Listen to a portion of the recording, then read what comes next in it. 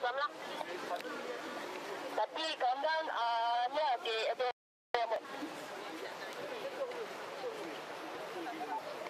ini ke Cik Salif. Ada yang apa countdown untuk pelepasan tu. Tapi apa? Tidak cek.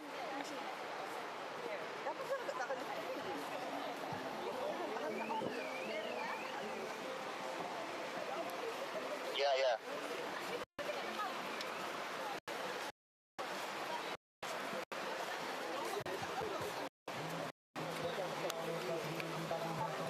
Akan countdown untuk pelepasan, tapi apa ni lagi yang akan lepaskan. Nak mental dalam masa je top jogging malam Asia mah. Pada Syahir masuk Syahir. Ya ni masuk. Bawa kiri di pantai. Bawa kiri di pantai. Kanan.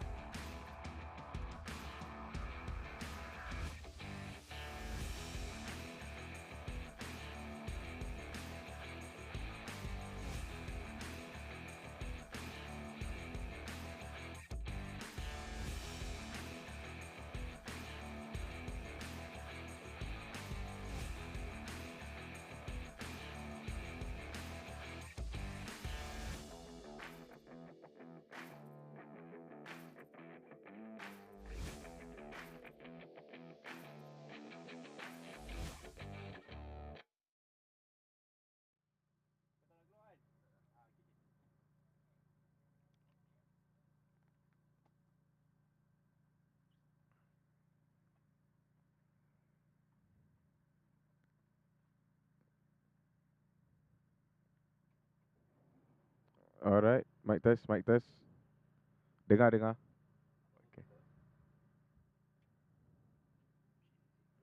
Alright, thank you. Okay.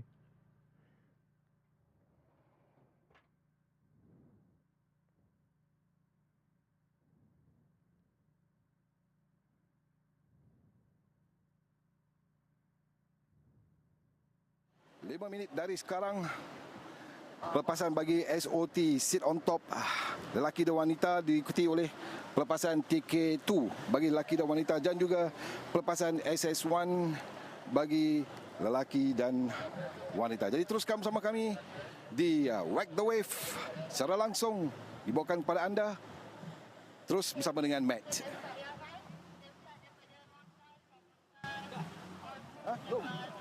Belum.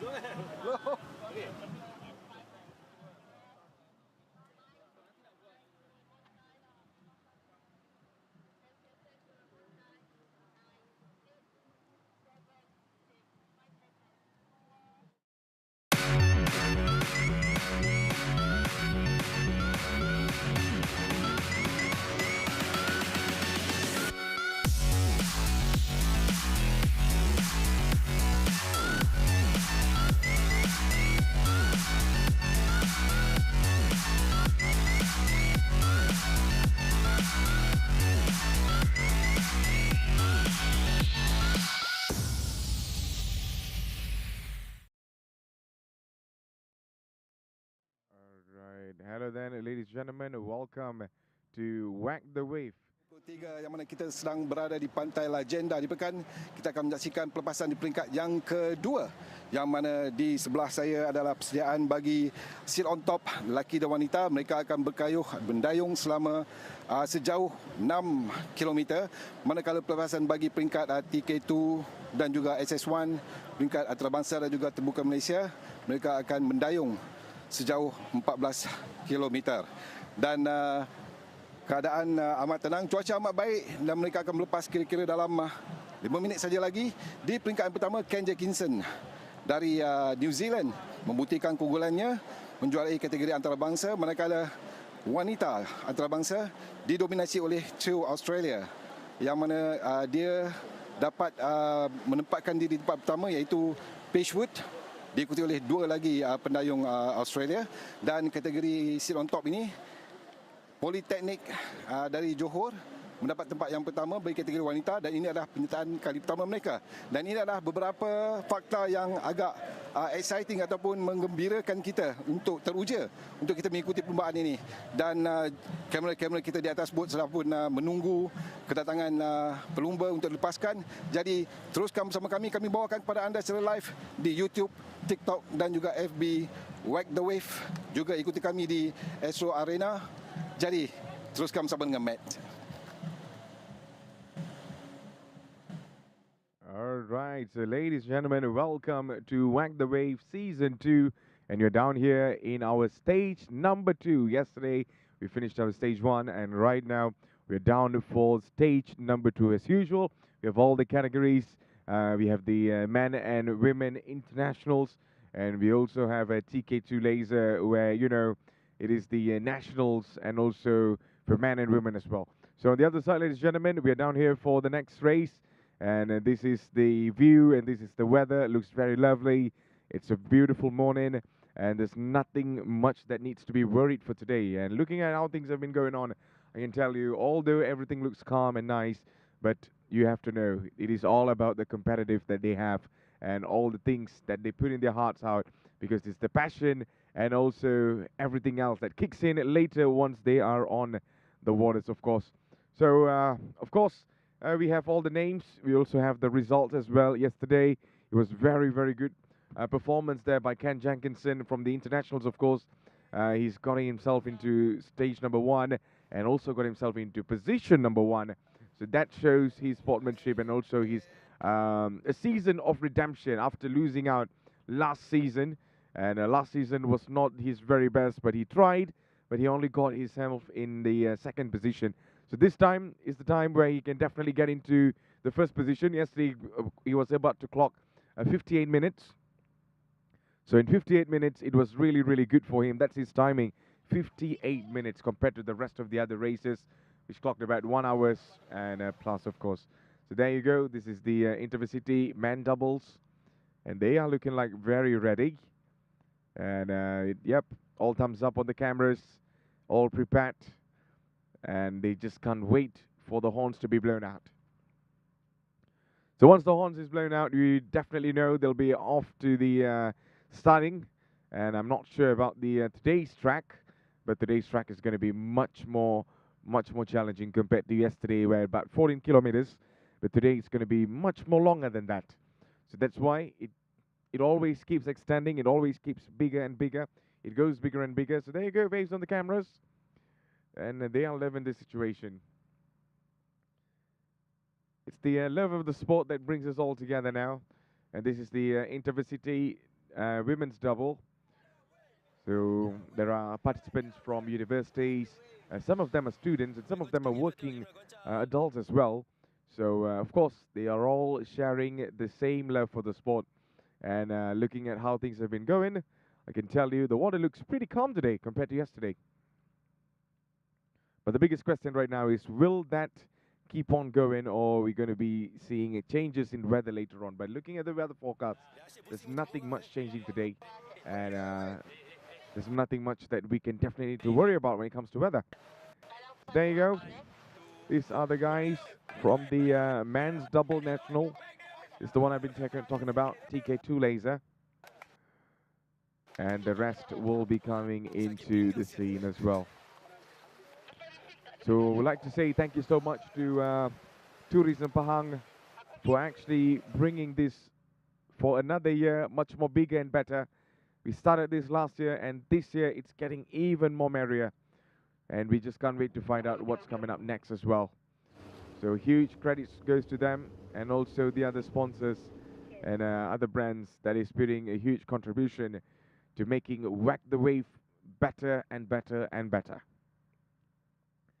So all of them looking pretty calm now. It's all the calm before the storm. Yeah, there's no storm practically, but yeah, the storm we're talking about is the effort they're about to put, the energy, and how they're gonna go all out today, because things can go pretty not their way when it comes to planning out their strategies, because when it comes to doubles, both of them need to put the same effort, and if they don't, and that's where something is going to go wrong, and you might be losing out on positions. Of course, the points are so important, and that's why it is very, very important now.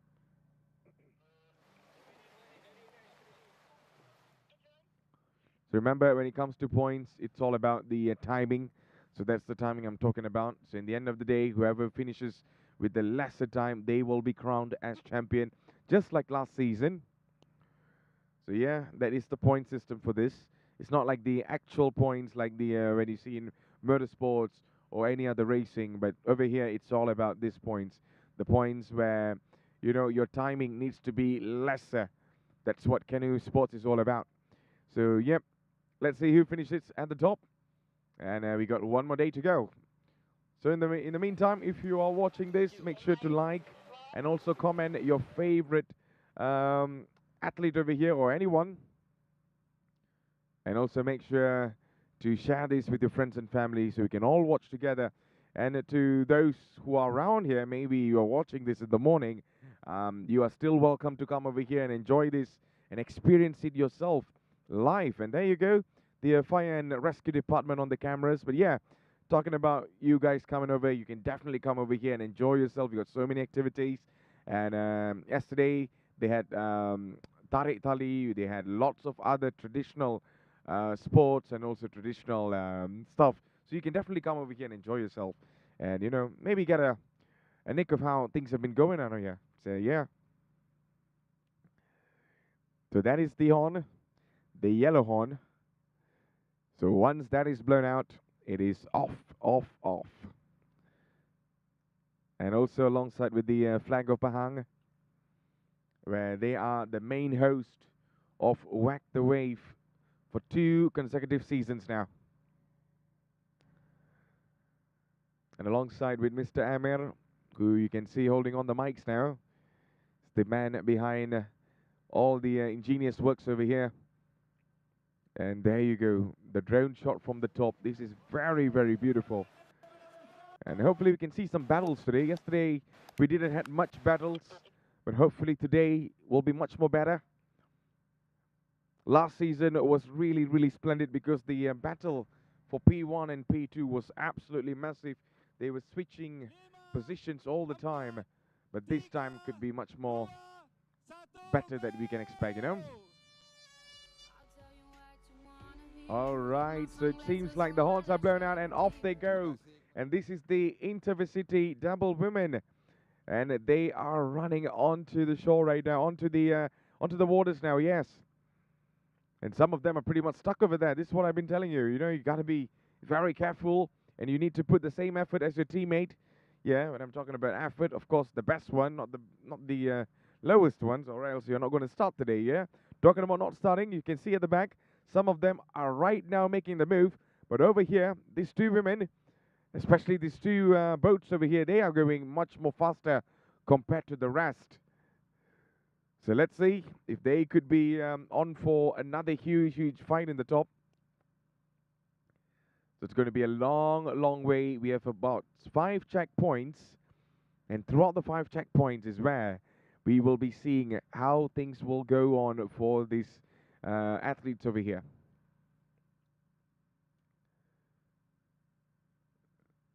So right now they are all on the sea, and right now it is where the biggest challenge is about to start.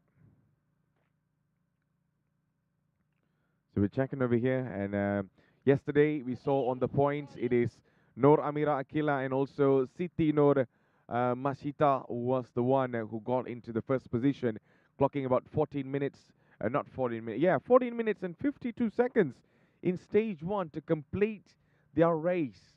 And that's not really bad, to be honest. To start, that's a really good start. They're 14 minutes, and they are the one putting themselves in first position. And position number 2 goes for Rabiatul Sabah and also Nur Aina Natash Ridwan, who scored about 15 minutes and 03 seconds, of course.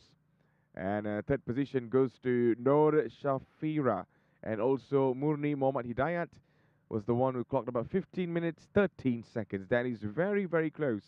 That's literally 13 seconds apart from second position. So we hope to see much more challenge today. So there you go. Right now we are on board with the top 3 perhaps, who are making their way towards the next checkpoint in the front. And I wonder if that is Nur Amira and also Siti Nur Mashita. So looking at the gap, the first position looks very drastically in the front compared to the battle at P2 and P3 at the back. And that's going to be something interesting to watch. We'll be clocking a better position in that. And there you go on P4 now, right behind there. And looking at the distance, it's pretty much way far than the top 3. So here you go. We're on board with none other than the leaderboard over here. And it is number 6001. 6001, okay. 6001, that is Rabiatul. And also Nur Aina Natash Ridwan. Wow. They got themselves in P1 right now, ladies and gentlemen. This is going to be very interesting to watch because yesterday they were in the second position. Will they clock much more better today? We'll find that out. So in the meantime, you're watching Whack the Wave Season 2. We are down here in, of course, the beautiful beach. And yeah, we're about to go all out. This is the start for the Intercity seat on top double. And this is for the women category, of course. And yeah, this is the, talking about the beautiful beach, this is called Pantai Legenda. So more in English, we call it, you know, Legend Beach, or the beach of legend. You can put it any way you want it. But yeah, that's how it translates anyway. So there you go. This is the top 3. The challenge is on. And number 601 is Rabiatul and also Nur Aina right now.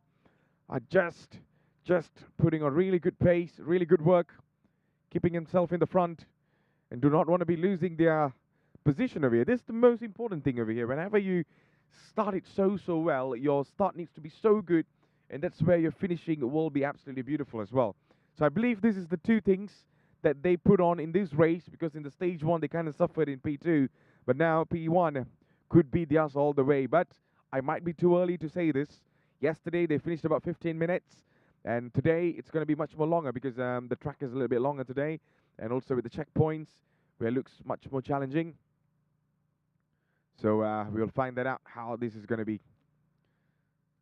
So there you go. And the front, it is still Rabiatul and also Nur Aina. And right behind there, I wonder if that's the one we got in P1 yesterday, which is Nur Amira and also Siti Nur Mashita. So both of them are right now in P2, based on my assumption, because I haven't got the much more clearer view on the boat right now. So once we get that, we'll definitely show it to you all what is the actual thing over here. But there you go. This is the view from the top. Absolutely beautiful, water looking calm, and the boats are all just going really, really well over here.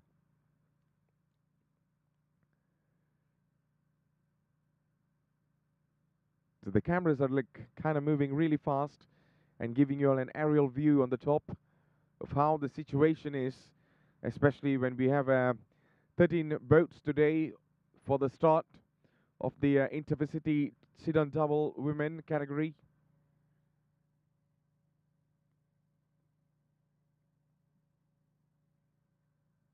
And that is the situation so far in Pantai Legenda.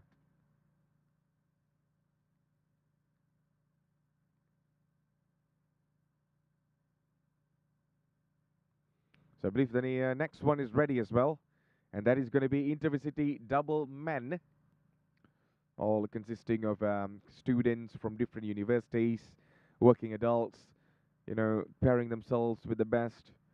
And as usual, the horns will be blown out by the official representative from the government, perhaps, of Pahang. You can see them carrying the Jalo Gemilang and also the flag of the state. And there you go, they are pretty ready. This is for Intercity double man. And there you go. We will definitely find out what's going to be happening for them. You can see some of them are pretty much waiting for the ladies to pass few checkpoints, and then they will be released onto the sea as well.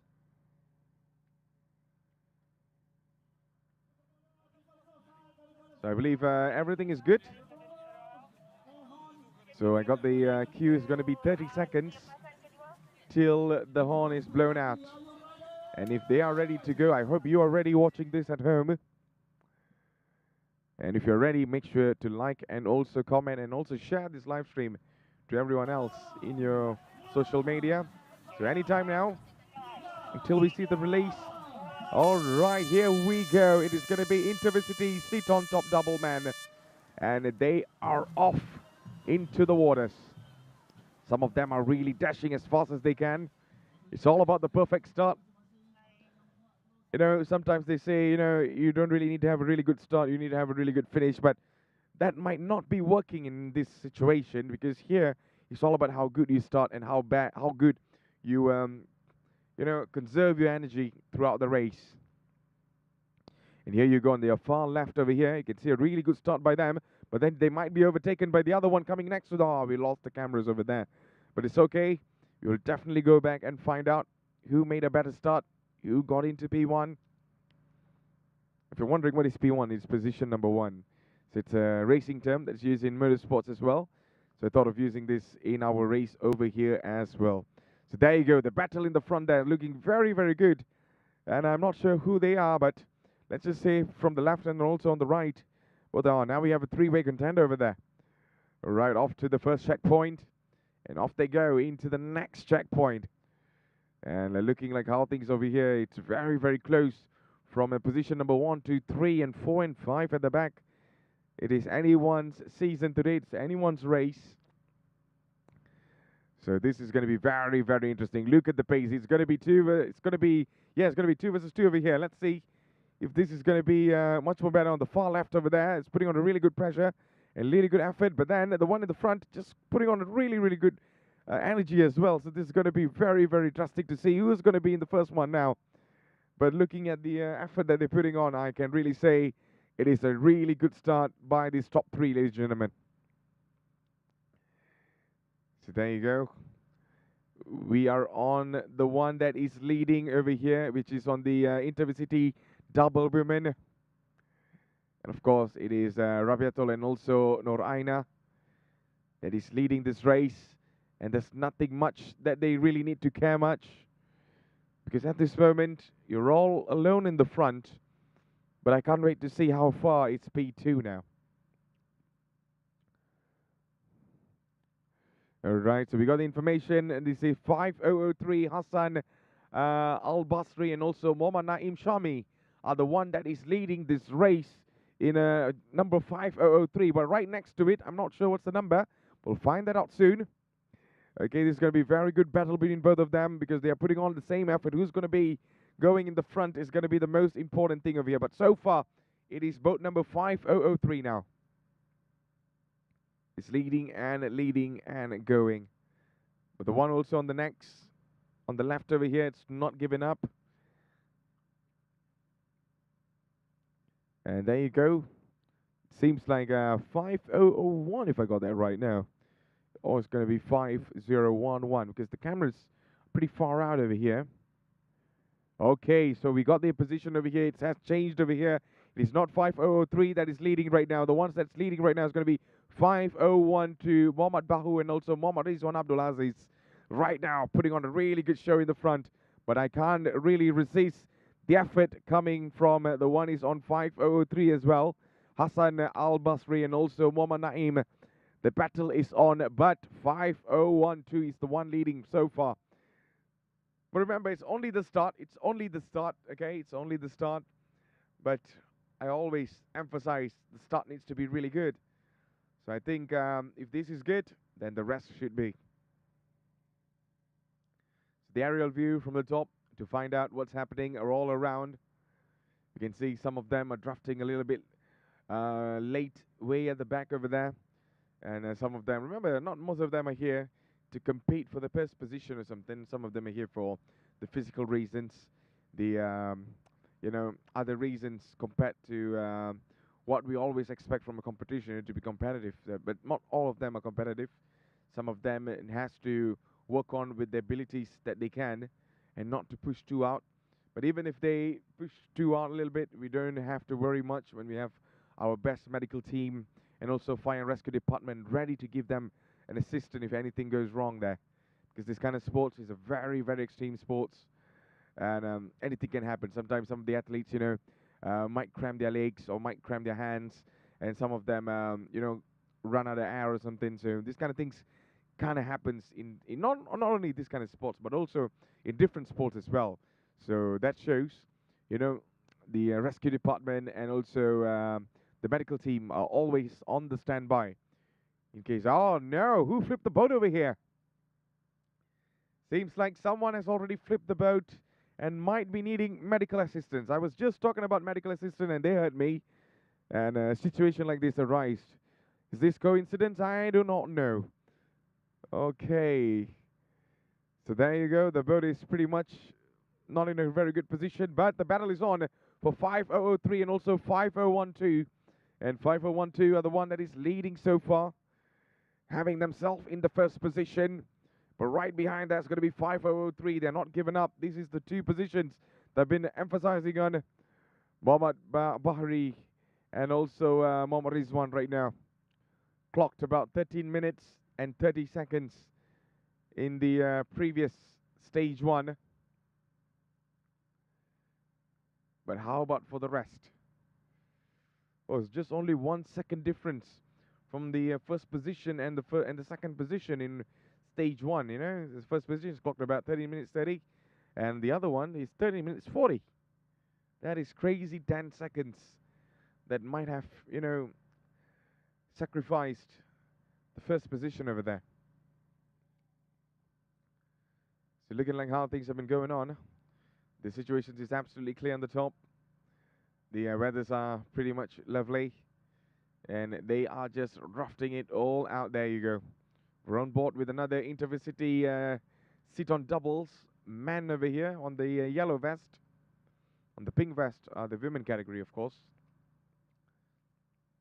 And I still wonder who actually flipped the boat. We were just talking about the medical sides over here. Now, out of nowhere, a boat was literally turned around, and I did not expect that to come, but this kind of things do happen, and it is what it is, ladies and gentlemen.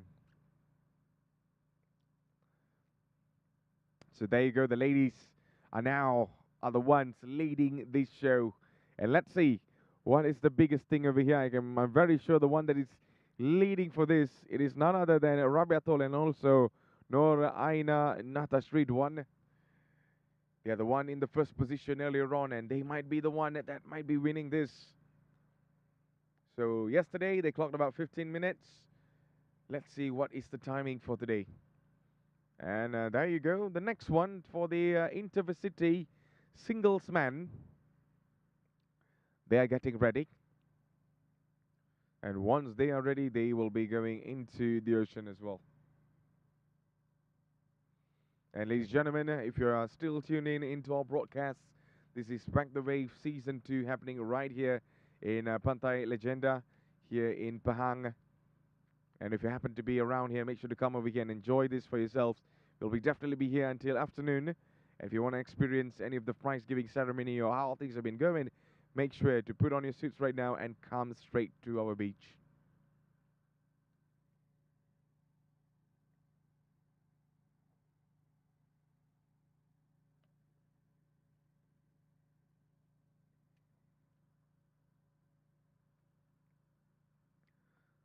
There you go. This is the number 6001.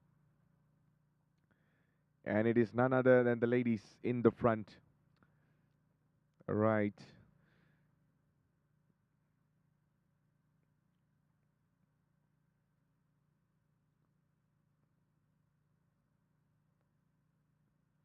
So there you go, Rabiatul and also Noraina that is leading this race.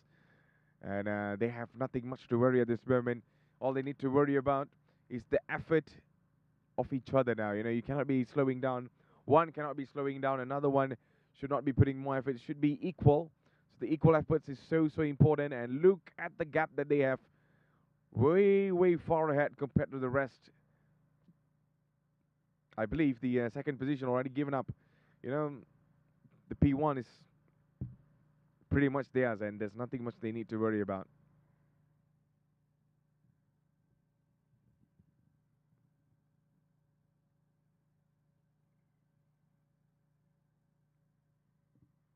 So there you go. We are about to start our next category, and this is for the Intercity men, and this is for the singles, of course. Just can't wait to hear the horn sounds. I think it's pretty much blown out, and off they go into the ocean. Oh yeah, we're going to start off with the women, and here you go. Let's see what is going to be their take on this. So this is for the TK2 laser. And most of them are already out right now.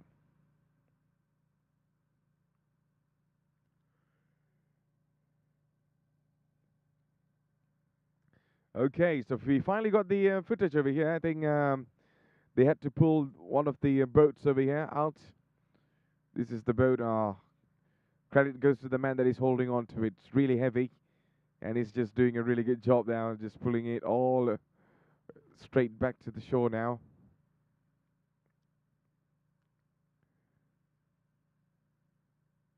So this is the information that we got. That the boat just flipped. I'm not sure whose one it is. But that doesn't matter, because now we have the man in the front. It is the 5002. Alright, 5002. Those are the one from the Intercity double man. And they are right now putting on a really good show. So earlier on we saw Mohammad Bahich and also Mohammad Rizwan. Both of them have already gotten past the girls, of course. And they are just flying it all in the front, leading this race in style. There you go, I repeat again. Boat number 5012 is the one leading, consisting of Mohammad Bihaj and also Mohammad Rizwan.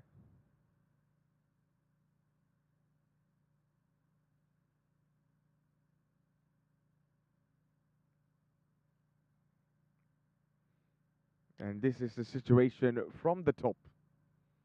See, the beach is pretty clear.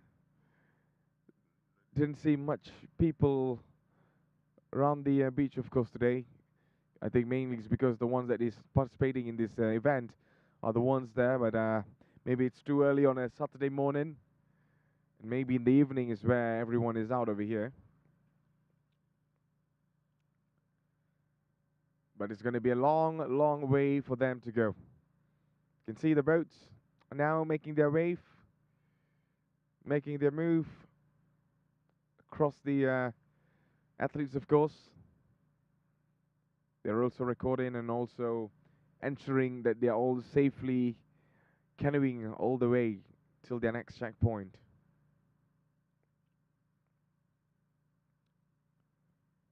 Alright, so here we go. So this is for the TK2 men, and they are about to get ready now.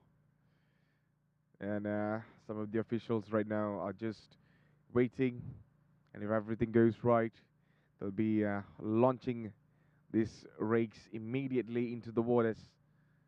They just can't wait to get started.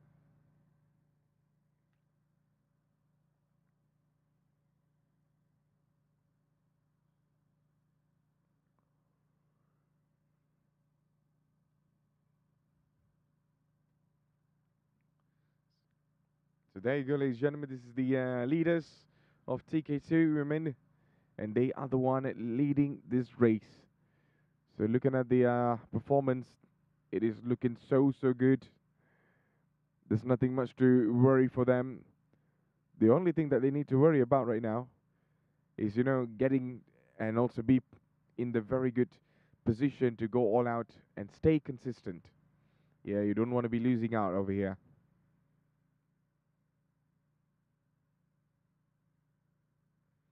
So that is the number 4005. That's the number that you have to see over there. That is Noor Amira and also Noor Ain Patricia Islami.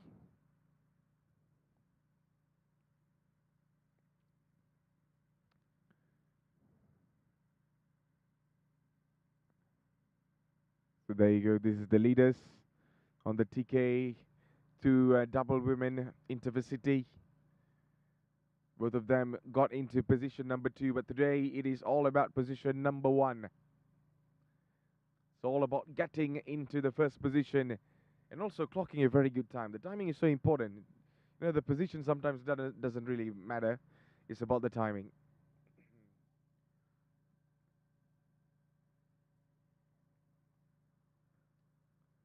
And here you go. The next boys are all ready. And they are just about to be released into the sea now.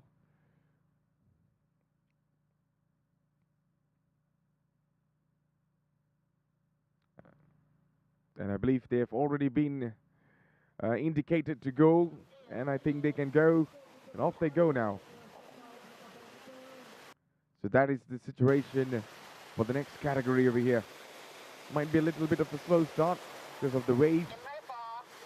Just staring it down, of course. I think the wind might be a little bit stronger today. So this kind of things kind of put on a little bit of a huge factor on why your starts could be a little bit slower. So they are ready. I think they're not yet to be released yet, yeah. Because I do not see any one of them making the move into the front, of course. You can see the marshals are holding on at the back, making sure not to release them yet until a clear indication is given. Yeah, of course, it needs to be blown at any time now. And I believe that is, here we go from the indicators. And there you go, some of them already rushing into the sea, and this is going to be a really, really good start for this category. Because this boys over here has been hungry for more and more compared to last season. This season is where, you know, some of them got themselves into a really good slot, and some of them might be their first time doing this.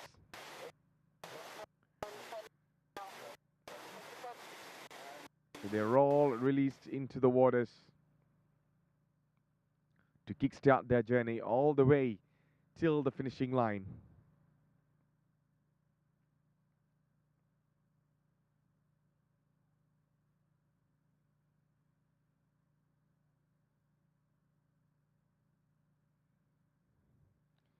So looking at the situation, you can see 3 of them way at the back are pretty much left out.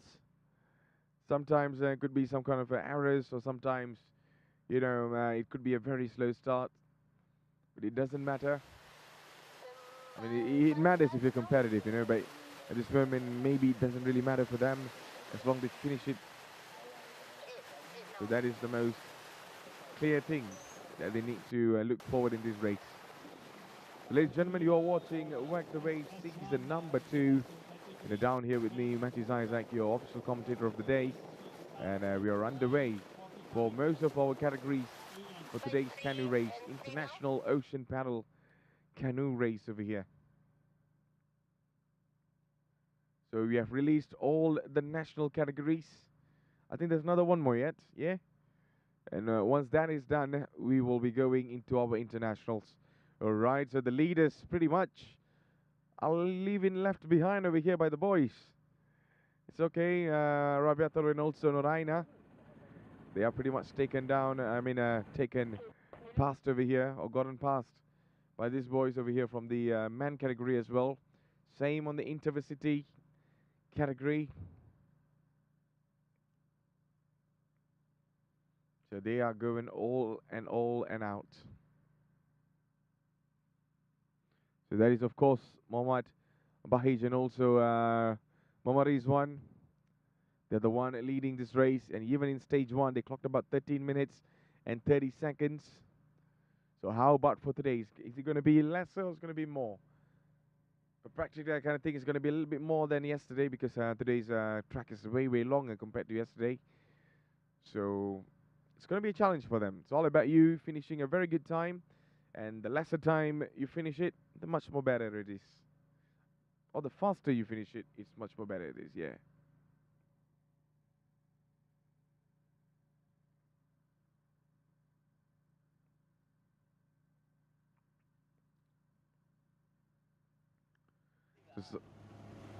So some of them have already gotten past their first checkpoint. And they're coming in for the next one now. You can see the waves are pretty much giving a little bit of a problem. You know, some of them are generating the wave over here. For the next boat, who's coming right behind there. And that's going to be a challenge for them to face. To ensure, you know, you do not want to be losing your energy over here. And you got to put a little bit more extra effort. That's going to be a problem. But I'm very sure they're all trained for situations like this. You know, what kind of anything that kind of happens over there, especially if the waves are too big, or if the opponent is not giving up, and you know, they just going all out. So this kind of things, you know, the head-to-head battles. So all these kind of things they are pretty much well trained. And maybe some of them, it's their first time to ever be in this competition. So we wish them all the best, and may the best racer wins over here. Meanwhile, you're watching Whack the Wave Season 2. This is the second stage of our race. We got one more stage tomorrow. That is the finals. And today's the day we will find out who is coming closer and closer to the championship.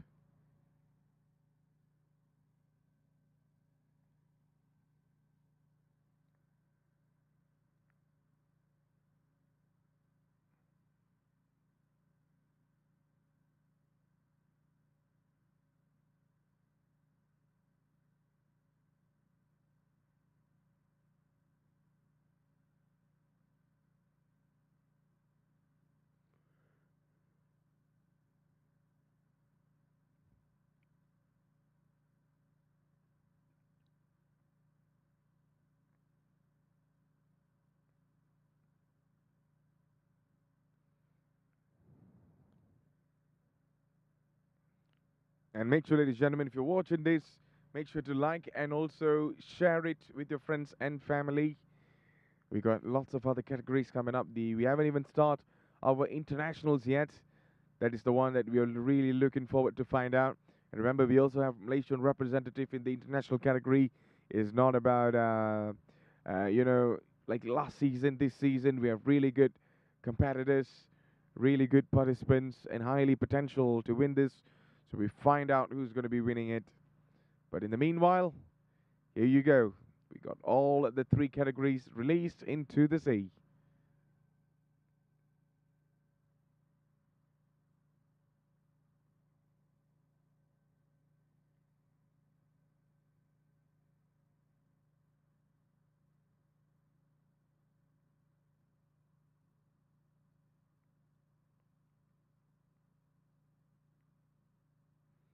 So there you go. They're coming around at the next checkpoint over here. And this is for the Intercity double man. So the checkpoint is so important. You don't want to be missing checkpoints because even in the rules it says if you miss a checkpoint, you have to go back to the other checkpoint that you actually missed. So that is so vital, so important, because you cannot be taking the shortcuts to win this race. That's not how it's done.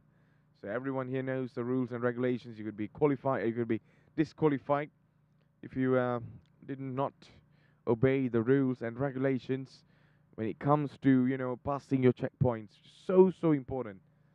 So the checkpoints are the most important thing over here. So these are the ones that lead the race, and these are the ones are really right now might be coming back to the shore. It is none other than Rabiato and also Noraina that was leading from P1, but they have a threat right behind them. And this is going to be very controversial to find out who is the one that is right behind them, giving them a little bit of a headache. Oh no, someone flipped the boat over there. Yep, someone flipped the boat over there, but it seems like some of them also coming over there to help them. All right, well done. Even though, you know, they are in a competitive zone, they are just going there to help. So, yeah, from the broadcast, we'd like to say thank you. But we're on board with the race leaders. They are coming as fast as they can.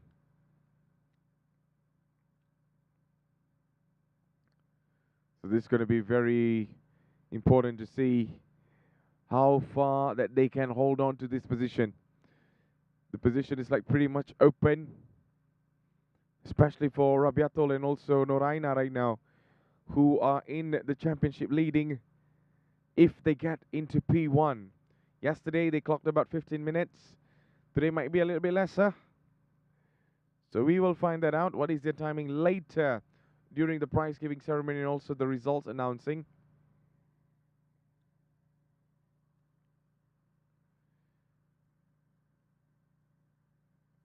So I believe the one right behind them is going to be Noor Amira and also Siti.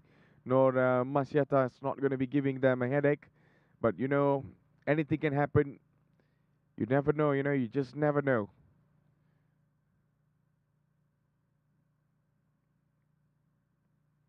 Alright, so that is the beautiful condition of Pantai Legenda from the aerial view. Looks so pretty. And some of them are a little bit slowing down over there. I wonder if this is the one that is helping, the one that flipped the boat earlier. Yep, the other one that is helping. So, you know, sometimes this kind of things happen. When I talked about earlier, flipping the boat, you know. But well done, very good sportsmanship from the ladies from the Intercity sit-on double women. You know, of course, even we have the fire and rescue department team. They might be on their way. But these ladies over here, even though, you know, oh, it's the boys that flipped it out. Okay, the boys, the one that actually flipped it out, and the ladies are there to help. This is really great.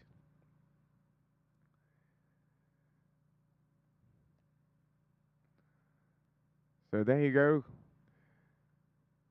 I remember sitting on this a couple of months ago. There you go, the fire and rescue department are over here to give them a help to flip it the other side. And look at that, the ladies are doing their very best to, you know, ensure this to get back into their positions. Oh, actually, okay, I think we got a really close-up shot over there. So it's not the ladies. I mean, it's not the boys. It's the ladies that actually flipped it out from the same category. And maybe from the Far East out there, we just could not get a really good view. But boys and ladies and everyone and children of all ages, we are right now preparing for the internationals to go on to the next category right now. I think this is the last category. Nothing much, nothing more. And these ones, oh yeah, these ones are the one that we really need to look forward to. So yesterday, Ken Jenkinson put on a really good performance. redemption season he claimed on the press conference. So let's see if he's able to fight for his championship today, or it's going to be another one. It's going to be Harry or any others that might be putting on a big problem for them. Number 3. In the meantime, ladies and gentlemen, if you're watching this, this is the Back the Wave Season 2. And make sure you like and also subscribe and also follow our pages over here and even on the other social platforms, on YouTube, on TikTok, or anywhere that you're watching here. Thank you so much for watching. We're really glad that you're here. And if you're physically around in Kuantan, make sure to come over here and enjoy this and see it for yourself. But in the meantime, this is the Intercity double women. It's underway, and also with men, of course. The other side wearing the yellow kit, and the pink ones are the ladies.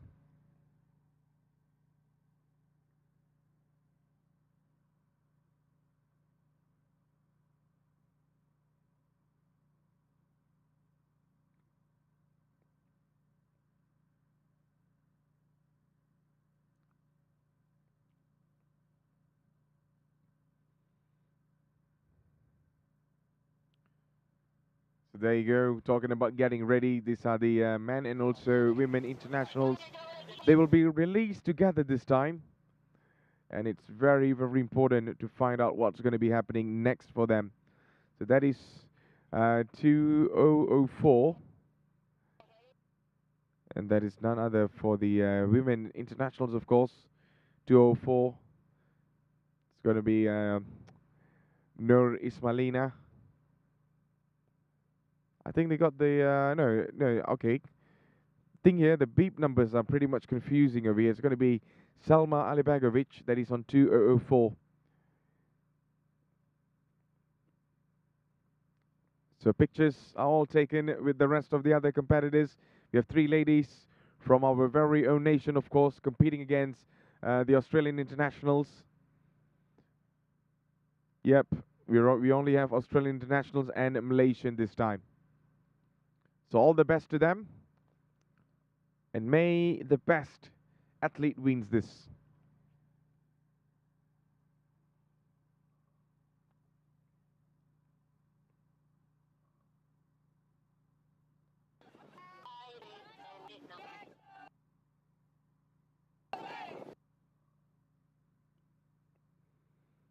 So that is the situation from the beach, of course, ladies and gentlemen.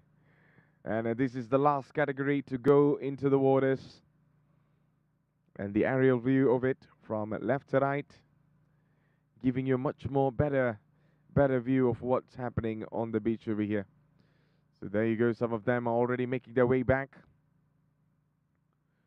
So how far and how long can they get back? That's the biggest question over here. This is Rabiato Alonso Noraina leading this race in position number 1.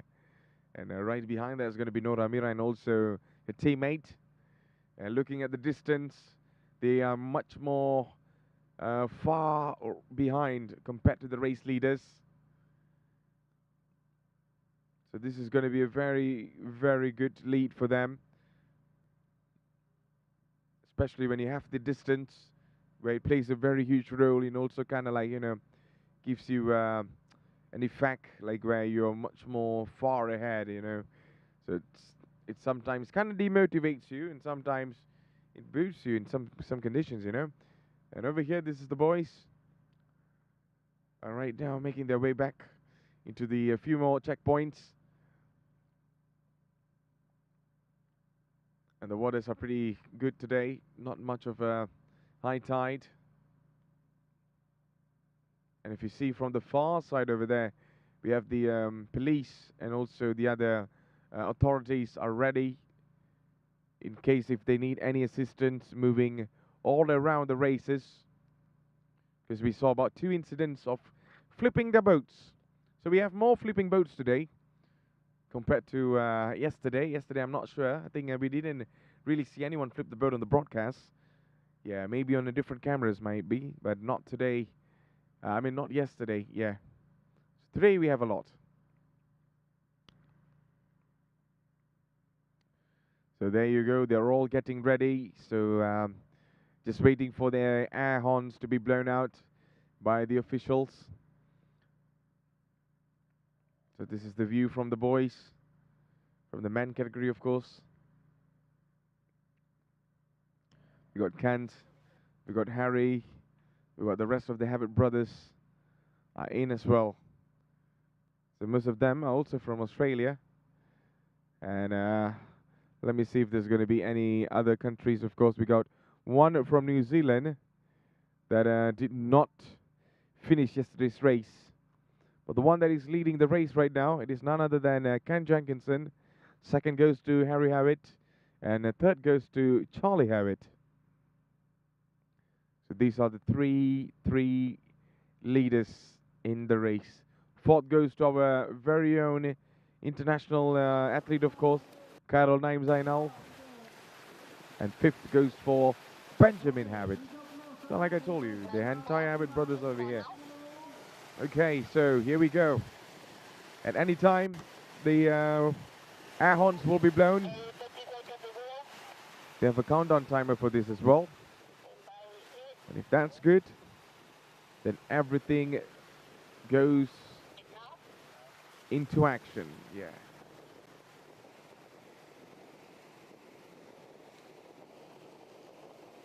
Of course, the distance much more longer compared to the others. So today's the day. Today's the moment where we will see who gets a better position in the championship points or championship timing over here. Remember, both men and women will be released together, and both of them are all out on the sea. And here we go. Look at the effort from Ken Jenkinson. It's just trying all himself from the first position. Right there is going to be Harry as well, battling for the P1. But then Kent is just putting on a really good performance in the front and keeping himself in position at number 1. And they are going straight into the checkpoint at number 1. On the other side over here, I'm not sure who that is. Might be Selma, because yesterday Selma finished a really good line as well. But maybe today could be hers as well. But looking at how both of them are coming in, bumping into the checkpoint as well.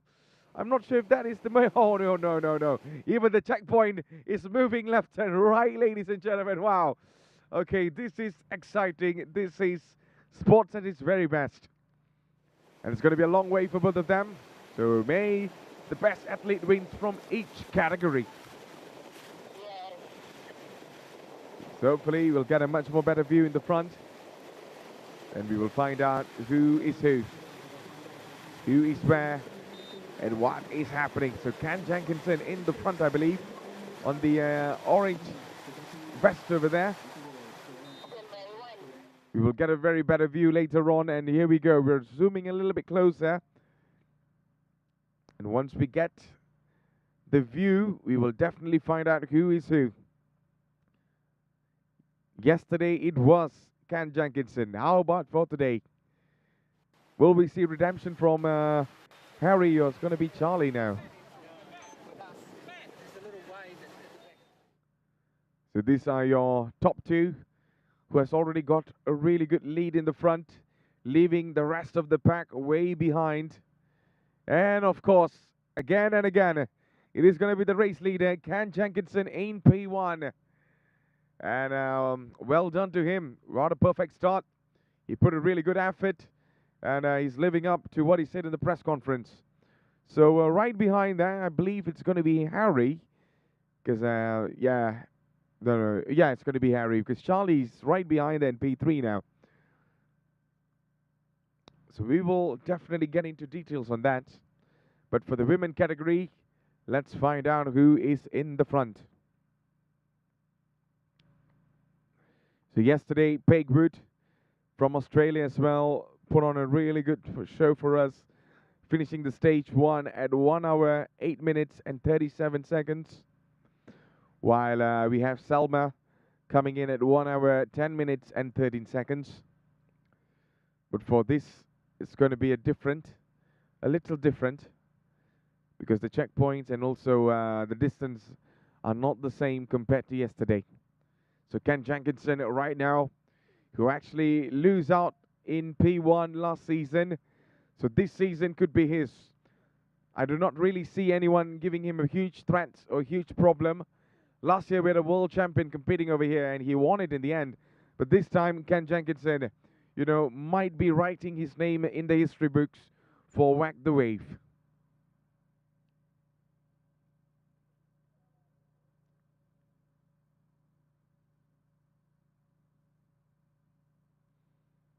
So this is the view for the men and also women internationals. SS1. And that is how things have been going so far. So from the women category, I believe either it's going to be Paige or it's going to be Selma.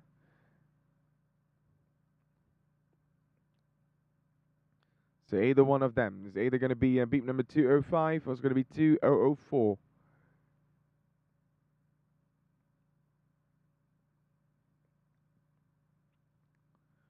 So these are the view again and again. No indication of rain or any thunderstorms reported for today. So if everything is good, then it'll be a very nice clear weather race. So Ken Jenkinson with a huge, huge distance. Some of the nationals are coming back, the Intercity. And there you go, the internationals are right now on their way back. Not way back actually, on their way to the next checkpoint, yeah. The one is coming back is the one that actually finished it earlier just now. So there you go. You can see there's going to be a battle for P2. Because right behind there might be the Habit brothers competing against each other. And it goes onto the next list all the way to the back. But Kent right now is the one that's putting on a really good show. Just really love his movement over there. It's very, very consistent and steady, of course. Look at that. He also has the pace as well. So this gives him a much more better advantage to, you know, move a little bit quicker compared to the rest of the other packs. And also the hours of training that he put back in his country might be paying off here in Pantai Legenda.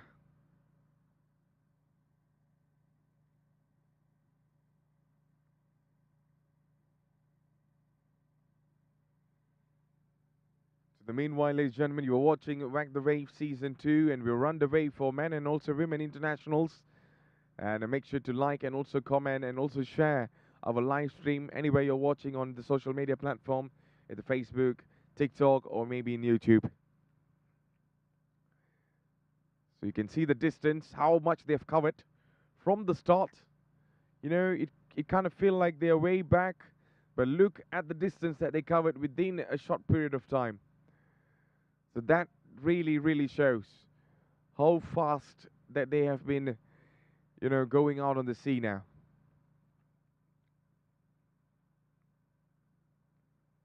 So some of them are already making their way back.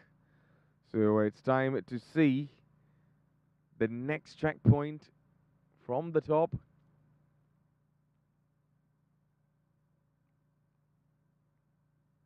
And this is going to be very, very interesting to watch what is going to be happening next for them in the final race tomorrow.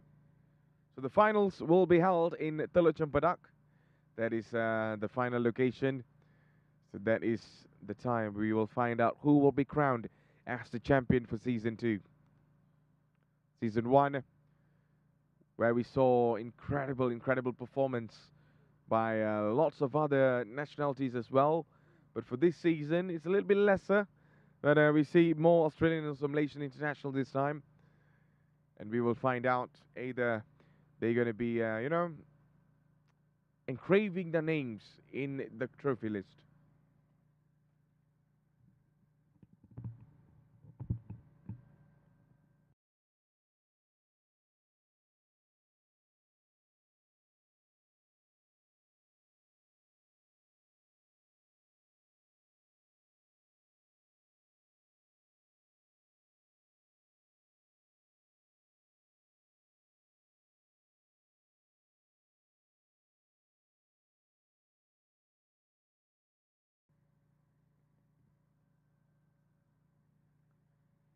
So in the meantime, ladies and gentlemen, if you're watching this, welcome to Whack the Wave Season 2.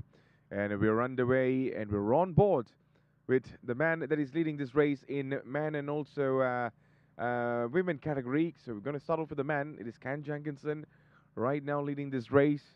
And for the women, I kind of believe it is Salma Jade Alibagovic.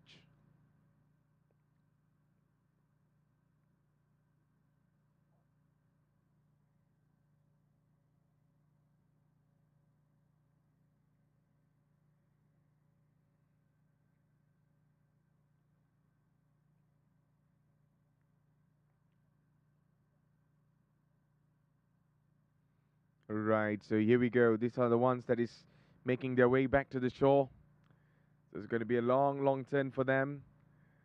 But the faster they go, the better it is. The timing is so important. It's the time that matters today. And the time, that's the one that will be helping them to win the championship.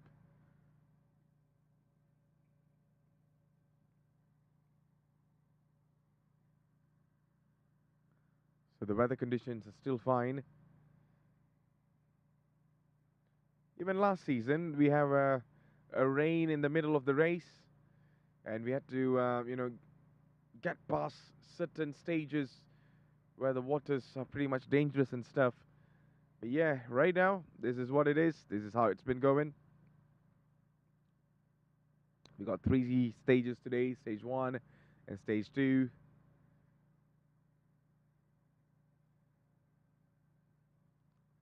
And for stage 3, of course, will be held over here in Teluk Cempedak, of course, Pantai Teluk Cempedak.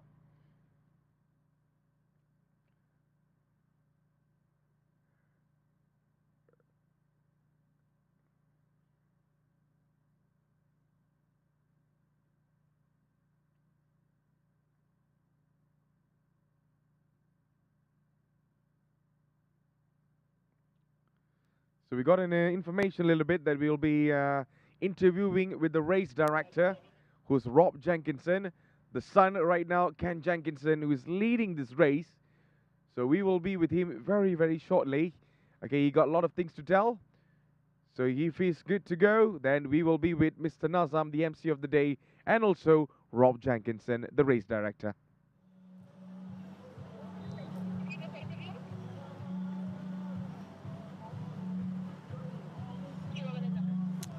Hi, with me is Rob Jenkinson, among the committee of the International Canoe Federation ICF.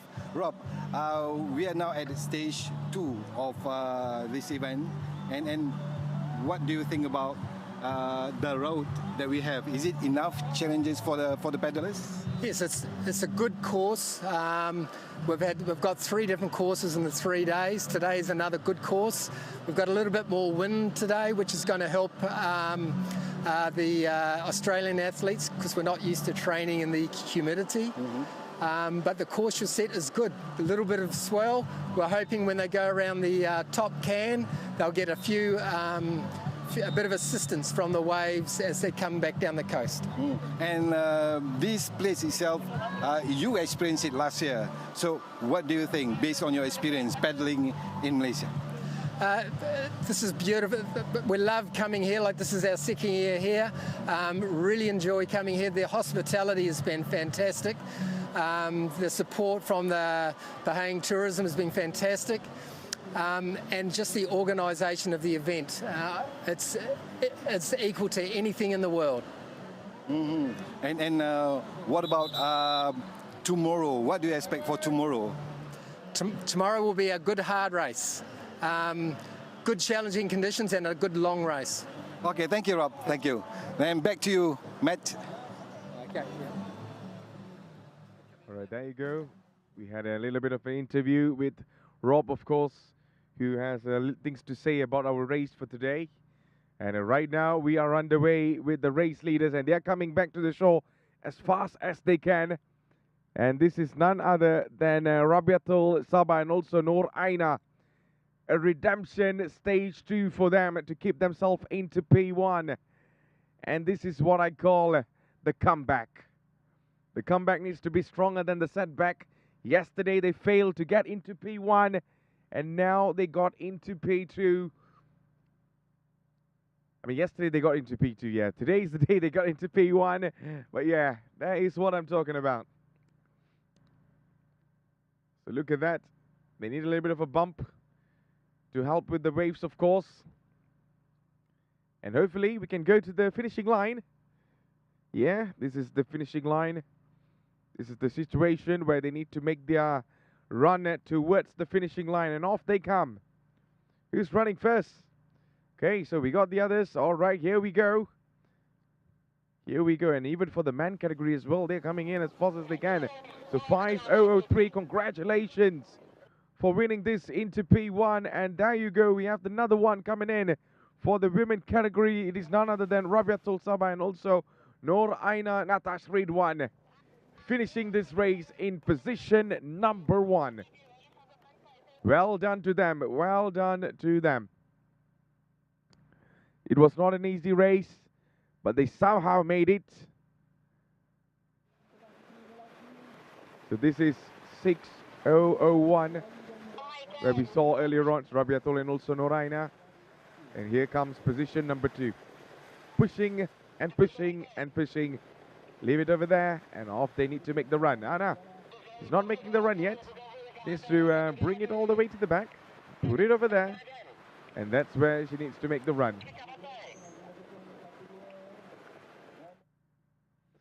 All right, so this is a little bit of a medical assistance needed, especially when you know, working yourself out non-stop in the water, and now needs a little bit of assistance over there to calm, and also, you know, the muscles might be getting a little bit tighter, and this is where you need to cool yourself down.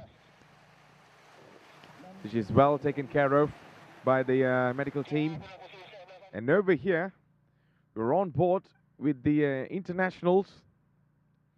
The boys are going all out, and here comes the next position, and this is for 6011. 6011, it is Noor Amira and also Nurul Mashita. They are coming into position at number 2. Well done and congratulations to Noor Amira, to Noor Amira Kila and also Siti Noor Mashita. Well done, congratulations.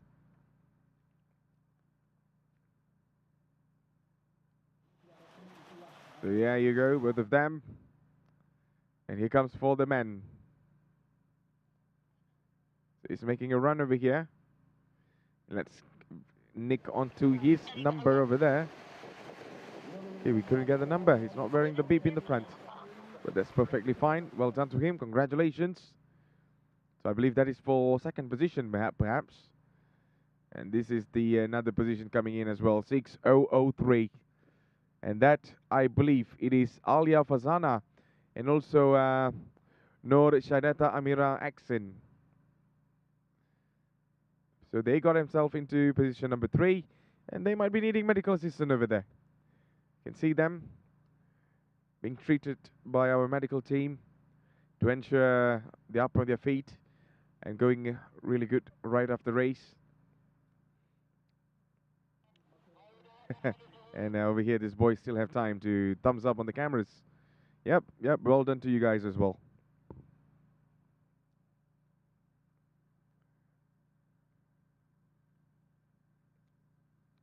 So there you go, hugs. And also love chat with both of them.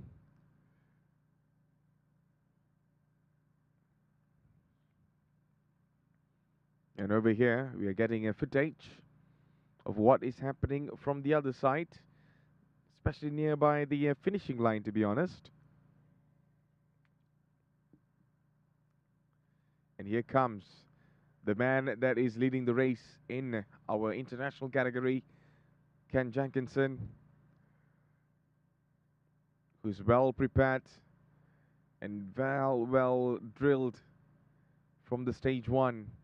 And stage 2 is where he's going all out now. So he even said yesterday, we'll see in stage 2, because he cannot ensure that he's going to win again. But right now, he's proven everyone wrong.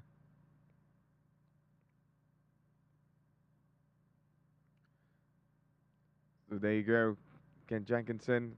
And this is for the next one. Congratulations, well done to 5014, Team 1, 5014.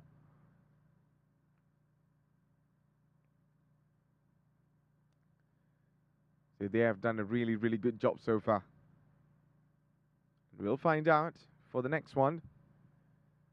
Some of them are already making their way back.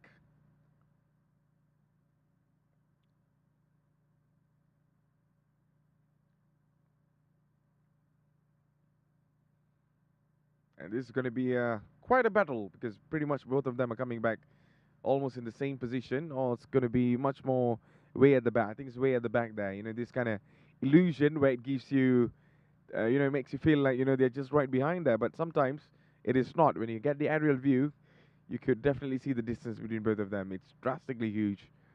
And it's just an illusion from the cameras or maybe from our eyes.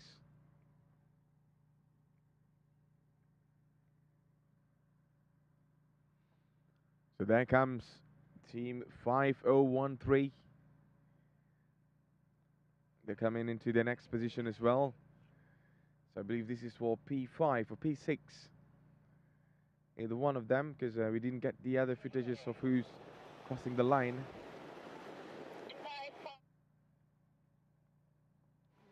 There you go. You got to run and finish it at your very best. You know, the moment when you finish this race, the satisfaction you get is absolutely wholesome, to be honest. So well done to them. 5013 and 503. Where's the partner? Okay, well done, well done. And there you go. Some of them are just making their way back. And it seems like, you know, he doesn't want to flip the boat. You need to put the boat back in the shore. And that is where you are. Oh, man. Bro just got flipped by the ocean. By the waves. And here you go. 5005. Coming in as well. This is the view from the top. There's only one racer on the sea now. And this is 5015, who just got flipped by the wave. But that doesn't matter. He's now making his way back to the finishing line. And some of them are just stuck in the very huge wave coming through their way. So well done over here to 5015. We also see Mr. Nazam, the MC of the day. The MC that is on the shore, making sure everything is good and also ensuring the entertainment side. He's also reading out the winners over there, position by position. So that's much more detailed information you can get. But no worries. We will definitely give you all the information later on who won it and who set a better timing in stage 2. And 6, they literally forgot that you gotta, you know, pull your boat back to the sands. You gotta park it first, and that's where you can make the run. You cannot just leave it on the ocean or leave it on the waters.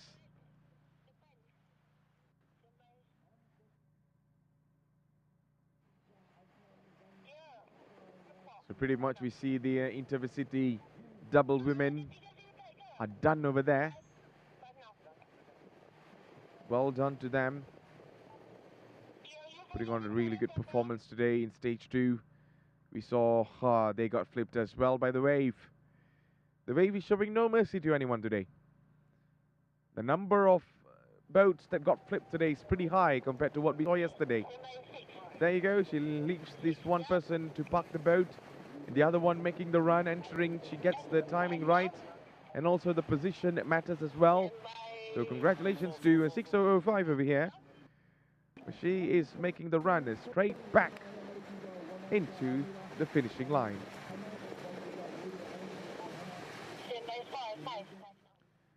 So there you go, another one from the Intercity double women as well. And also the marshals says, you know, no worries about the road. We got it under control. And this is from the top. Some of them are right now making their way back to the shore. All alone. Most of them already back into the finishing line. And there you go, another one there. Well done to you. Congratulations. And here you go. Flips after flips by the waves. Kind of lovely to see this. You know, sometimes you might be watching the sports for the wrong reasons, you know. But yeah, So hopefully no injuries were made over here by the canoe, of course, by the boat. So that's why our medical team is always on the standby to ensure all of our athletes are safe and sound. And of course, you got to park your boat back to the shore. That's the rules. You just cannot leave it over there, or else your timing might not be counted, or you could be disqualified. There you go. They're making the race. They're making the run. Some of them waiting for their partners. And there you go. Well done to you. Congratulations. And here comes 6004. That is for the Intercity double women, 6004. Nur Shafa Kila and also Diana Amir. They are from the team 6004 doubles, of course. And yeah, he definitely needs some assistance over there. Your legs would be crying for help all the time. Because some of the interviews I got last year, you know, I kind of asked the athletes, what do they feel right after coming back to the shore? They always say sometimes their legs might not be working. Sometimes, you know, their legs are not doing a really good job for them to make the runway back to the finishing line. So these are the kind of things, you know, they have taken into factors on why this is a very extreme sport, actually. It kind of looks easy, you know, just canoeing through the waters, but no. It requires a really, really athletic body to do this. So well done to you, 5016. This is for the Intercity double man, TK2, of course. 5008 comes in as well. And these are basically positions from the bottom 10, or from the bottom 20 perhaps. The top 10 is pretty much secured by the rest. And we will still find out what's happening on our international stage, where we see men and also women are on the competition right now. Salma Jade Ali Bagovic was the one that was leading the race for the women category, and for the man it's going to be Ken Jenkinson, and right behind that's going to be Harry Howard. So there you go, another flip boat incident. I think we saw more flip boat incidents today compared to racing. Yeah. Sometimes this kind of things happens. And yeah, maybe Pantai Legenda might not be favorable for many because of the boat flip incidents that occurs here too much. It's okay, we still have our fire and rescue department, and even the police are around to give assistance to the athletes that needs help over here. And I really liked whenever there's the other racer just now, the athlete, kind of give a hand to the one that actually flipped the boat. And here you go, the man that is leading this race, Ken Jenkinson, the Australian international, who is yet to put another name, another timing in stage 2. He always looks at the back. It kind of reminds me of the stage 1 and 2 back season, of course, the previous season. We saw Danielle McKenzie from the women category. She was an absolute monster on the water. An absolute machine, of course, did not stop for anyone, and she went all out until winning the championship.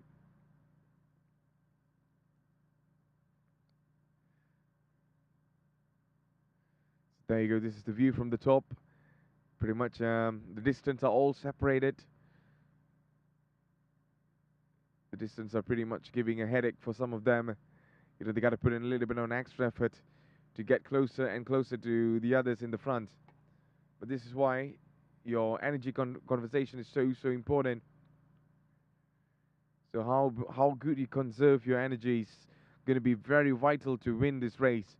And Ken Jenkinson has done a wonderful job in that, to ensure that, you know, he's the fastest, he has the pace, and he's able to go all out even with the same energy now. Might not see the same intensity we saw from the start, but he's still keeping a very consistent performance over here. So he's definitely making his way back to the shore. And yesterday he clocked a very good timing as well, keeping himself in the first position. His timing was about 58 minutes and 42 seconds. While we saw Harry Havitt in the second position, clocking about 1 hour, 2 minutes and 3 seconds. just a few minutes away from Ken Jenkinson. I think this is why Ken always keeps an eye at the back, because Harry might be the one that is chasing him, and it's only like 3 minutes difference compared to the positions that we see yesterday and today. But it's pretty unclear on how far Harry's behind, or who's on the position number 2. But position number 1 right now still falls for this man in the front.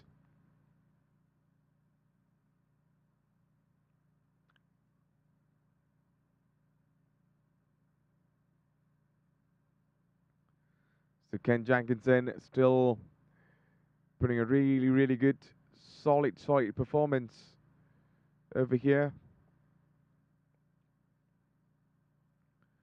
And right now he's going all out in the first position. He didn't have the chance to win the championship last season. He only got into P2 or position number 2. But this is redemption season for him to at least put his name in the Whack the Wave history to be a champion, of course. Look at the distance compared to him and also the rest. And I believe this is not Harry. I mean, that's not Ken Jenkinson, that's Harry. So this might be one of the reasons why he's keeping an eye at the back every single time. Or it could be a very natural canoe athlete to do that. So there you go. He got one more checkpoint to go. And once that checkpoint is done, he's definitely making his turn to the left. And off he goes straight to the shore.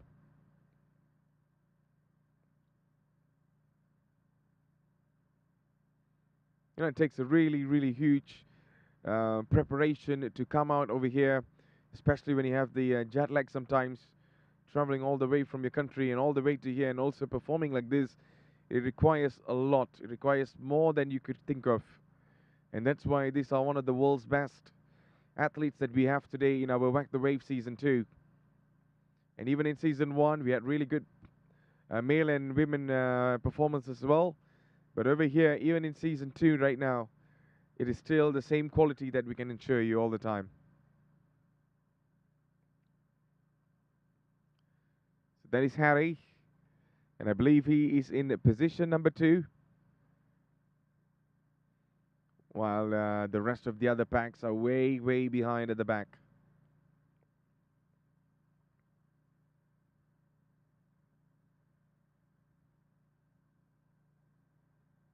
So in the meantime, ladies and gentlemen, if you're watching, welcome to Whack the Wave Season 2. It would be highly appreciated if you could like and also share our live stream in multiple social media platforms we have, from TikTok, YouTube, and also Facebook.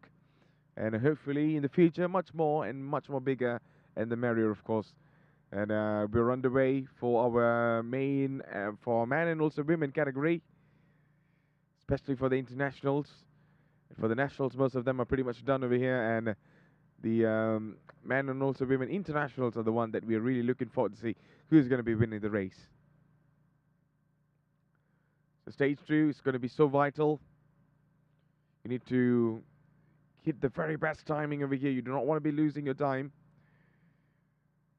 Because at the end of the day, the athlete that actually completes all 3 stages, the lesser time wins it, of course.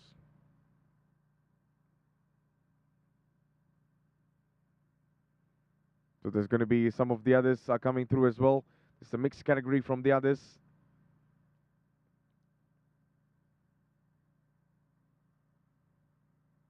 It's all a little bit lonely over there. I believe that is Harry Habit. Kind of has the short hair, of course. Or could be, let's just say it's going to be the Habit brothers, you know. Kind of assuming that way because we could not get a very close, detailed shots on them on position number 2 and 3. But we have a really good shot on position number 1, which is Ken Jenkinson, who's leading the race now.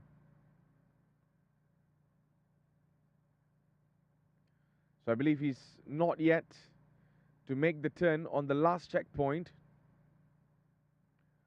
So once he makes the turn on the checkpoint, that is where he needs to come back to the shore and put back his boat, park it properly, and make the run towards the finishing line. Along the way, I'd like to say thank you so much to Tourism Pahang to keeping up the same tradition from last season as well, to ensure we have quality athletes and also quality tournament all the single time. And well done to the rest of the other brands and also corporations and organizers that actually put on a huge help and a hand to make sure this event goes successfully as it is for the last season as well.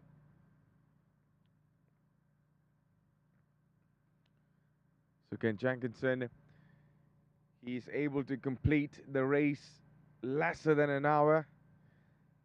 Can that be repeated today, or he's going to break the time in this time? All right, so I think we have something amazing to show you all, and if you're ready, here we go.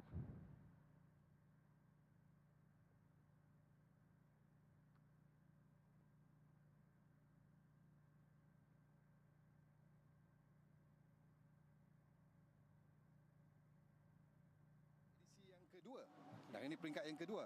Bagaimana Cik Min melihat setakat ini penganjuran kita pada kali ini? Memang kita lihat dah ke peringkat yang kedua ini di Pantai Legenda, dan kesemuanya masih lagi berjalan dengan lancar, dan kita of course hari pertama semalam ada sedikit dari segi result system kita ada, bila transponder first time masuk laut ni memang ada sedikit isu lah, tapi kita dapat selesaikan, dan hari ini pelumba-pelumba start fresh dengan waktu yang betul, dan kita bukan saja mengendalikan acara peringkat atas, kita juga kena make sure teknikal kita semua berada di tahap yang tertinggi lah, so that tak ada protes dari pelumba dan sebagainya kan. Dan memang apa yang kita rancangkan tu berlangsung dengan baik setakat ini, dan jika kita lihat hari ini khasnya memang keadaan di Pantai Legenda ni betul-betul kata mengikut kita punya tema Whack the Wave ni, this is Whack the Wave.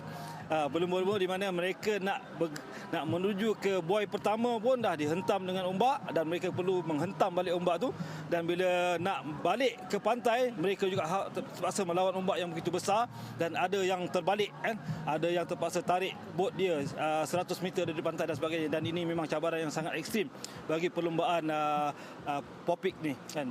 Jadi Encik Mei, mungkin ramai yang nak tahu apakah kategori yang ada ni. Jadi mungkin ada yang tidak familiar, tidak berapa faham dengan SOT dan juga SS dan juga TK. Jadi boleh Encik Mei ceritakan sikit apa perbezaan antara kategori-kategori yang dipertandingkan?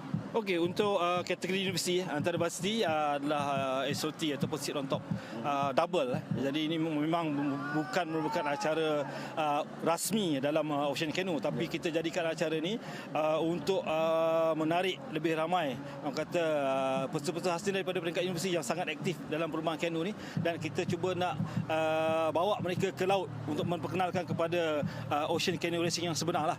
Kalau ikut Ocean Canoe Racing yang sebenar tu adalah SS1 dan SS2 kan? Jadi ini antara kita punya pelan utama awal untuk menarik mereka untuk minat ke acara kanu yang sebenar, Ocean Canoe yang sebenar.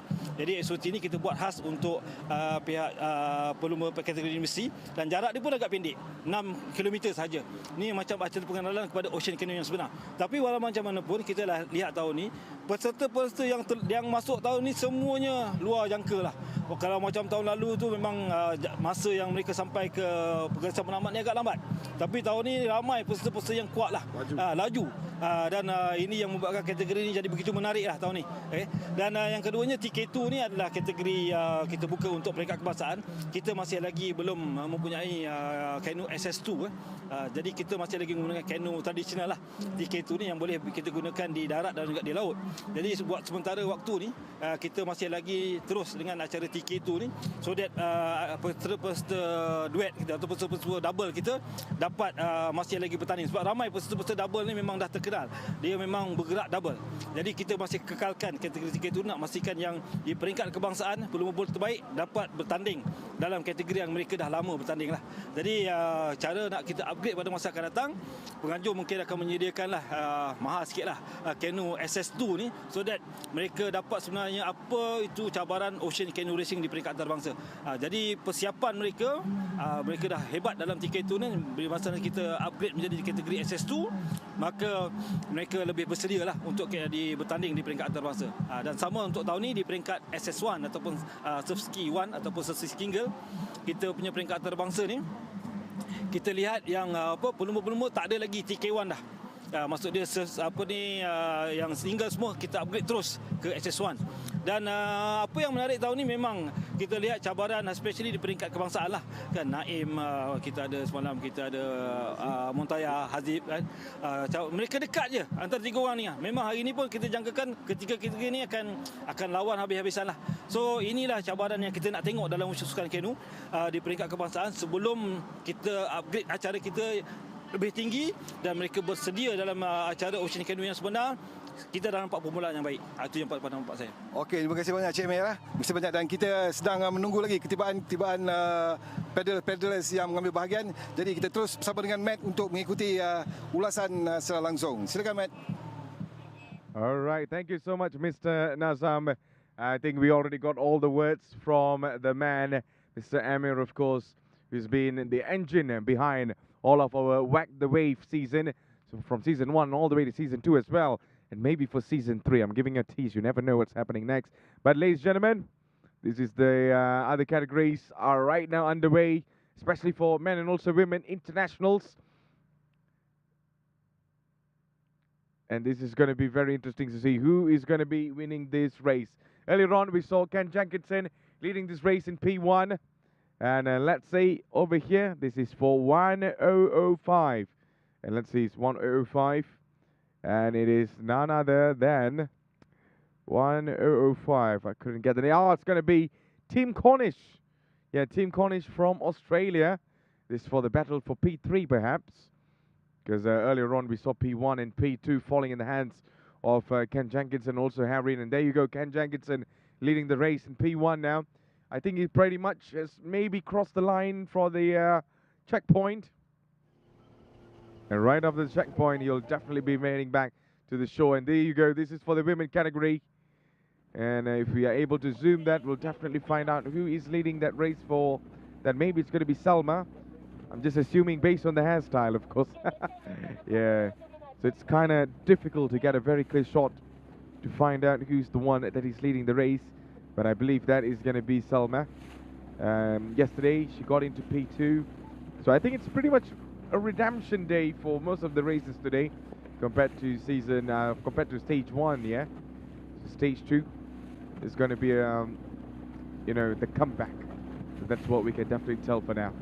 So there you go, she's all alone in the front. There's nothing much of a pressure. We can see the man internationals are the one that is following her right behind there. But Ken Jenkinson, of course, over here for the man category, especially in the internationals, SS1, he's the one leading this race.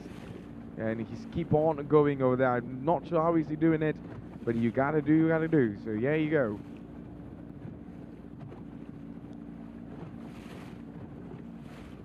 So well done, absolutely well done for him. You know, the effort that he's putting in this race is absolutely immense.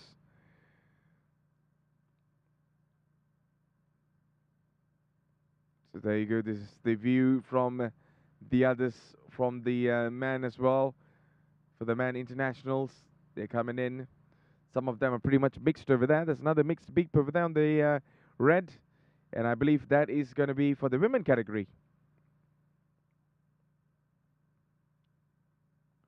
So this is a three-way battle. Let's see who's going to come in the front. The one that is leading the front is going to be on the green boat, of course.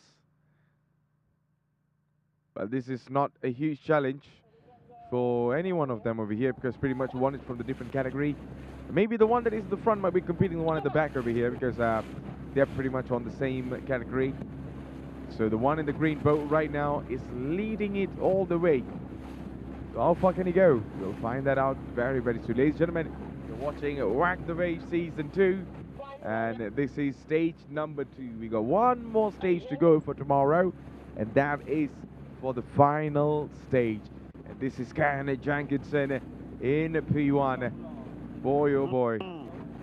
Just an immense effort and also performance shown by this man over here. So Ken Jenkinson, of course, the son of Rob Jenkinson. So Rob has given his words Even he was here last season as was competing as well. And here you go, some of them coming back to the shore now. So it's going to be very interesting to find out who will be finishing. Because even though if you come by next to next over here or by side to side, it's all about you parking it properly and making the run. If without the run, then there's no point. So yeah.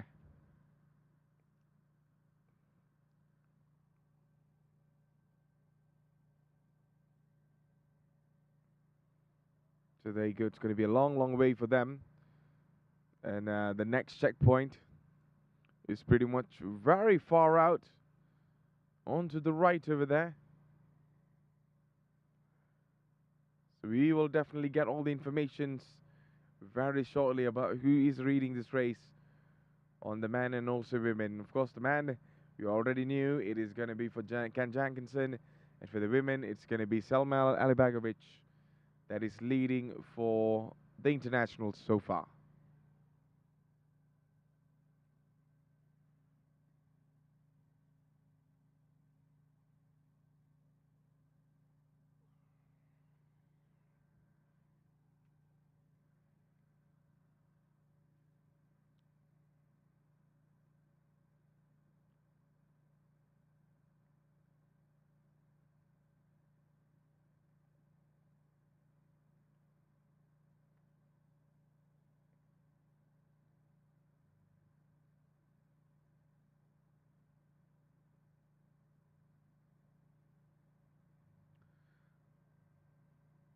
So, ladies and gentlemen, of course, Wag the Wave Season 2 is brought to you by Tourism Pahang. I'd like to say thank you so much to them and also the other organizers that actually participated and also contributed to make this event a huge, huge success.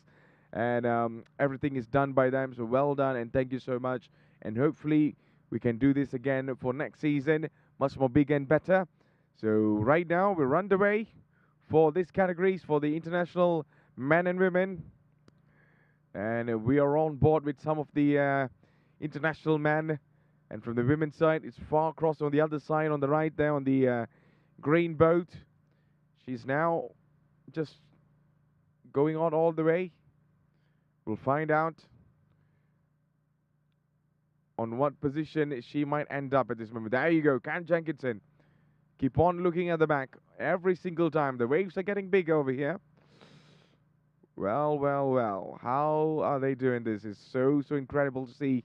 You know, the athletes over here are all highly trained and world-class athletes. The quality that they have, they possess over here, it's absolutely immense. And coming from athletes like Ken, we had Harry and also the rest of the others as well. So this shows they've been putting on all the hours of work and hard work and practice, so many more, you name it. Everything all out on the water right now.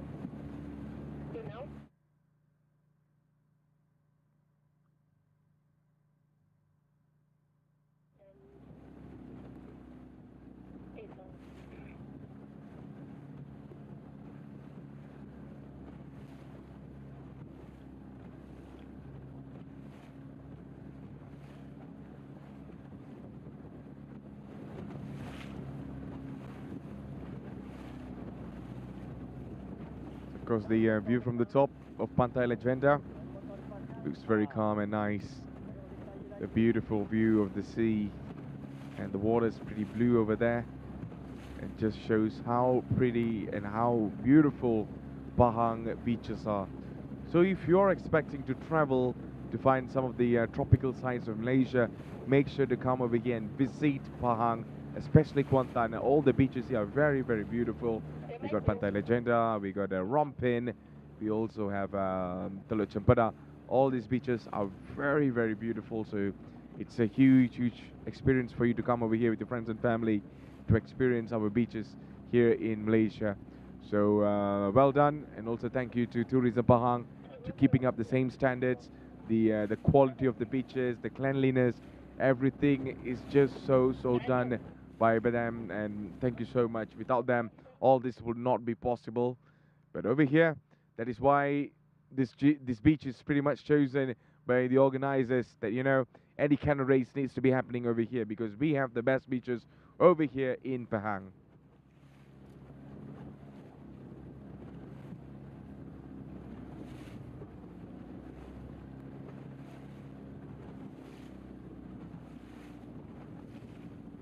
Oh, there you go. We have a battle over here, especially for a position. So who's going to go onto left or right? We will definitely find that out.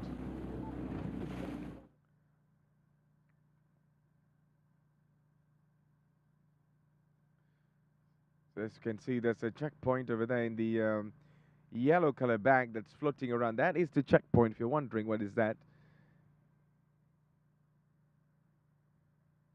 5 seconds. 4. Hey,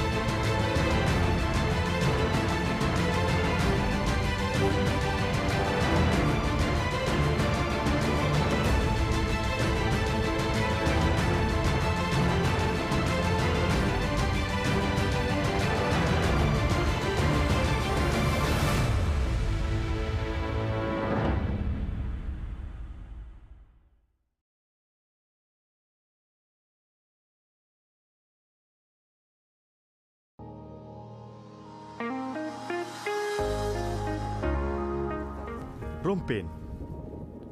Daerah di bahagian selatan dan bersempadan dengan negeri Johor ini pula adalah destinasi tersohor untuk kaki pancing. Bagi mereka, Sungai Rompin adalah syurga udang galah.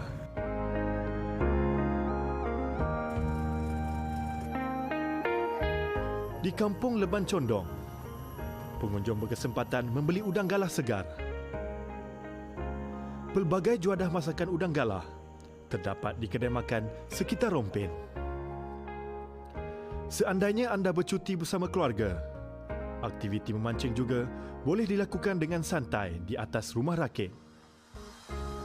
Terdapat banyak rumah rakit ala inap desa yang menyediakan perkhidmatan sebegini dengan harga berpatutan. Selain memancing, pengunjung juga boleh merancang program sampingan yang lain seperti menganjurkan hari keluarga di rumah rakit.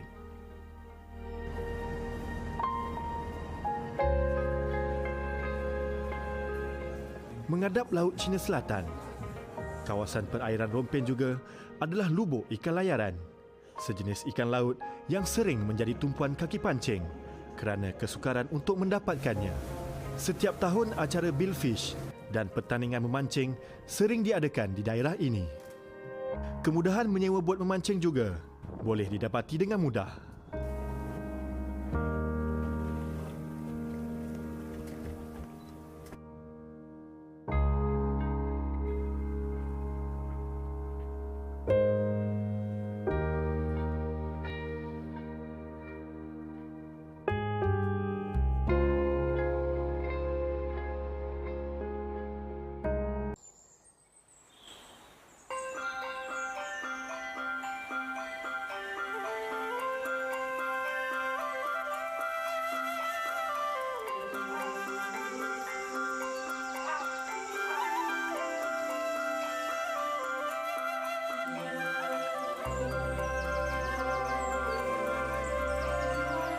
So here we are home, the very place where we belong.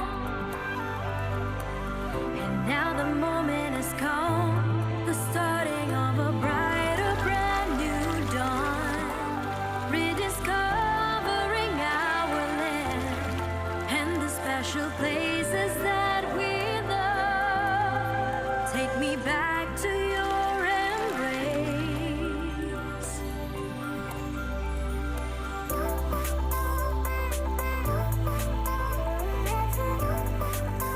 Cuti-cuti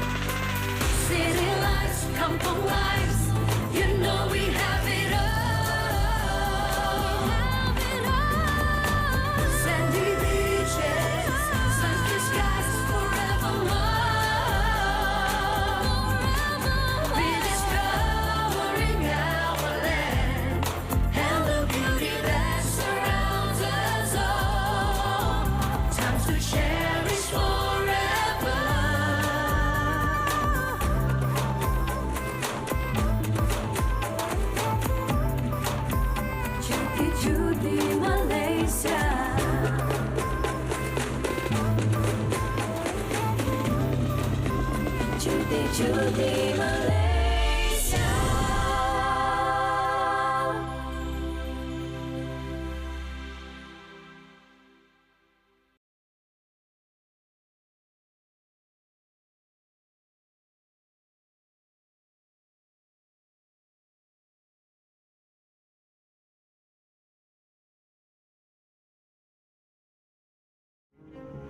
Galeri Tun Abdul Razak ini pula sebuah memori peringatan yang ditubuhkan pada 2006 bagi mengenang jasa dan sumbangan Tun Abdul Razak sebagai Perdana Menteri Malaysia kedua. Di galeri ini, pengunjung berpeluang menyingkap latar kehidupan peribadi Tun Abdul Razak dan mengenali keluarga beliau dengan lebih dekat.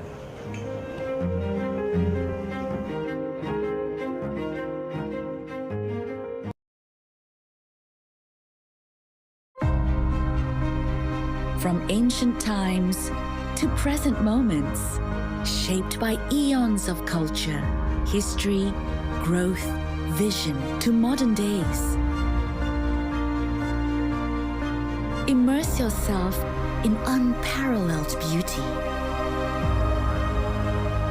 magnitude, and adventure.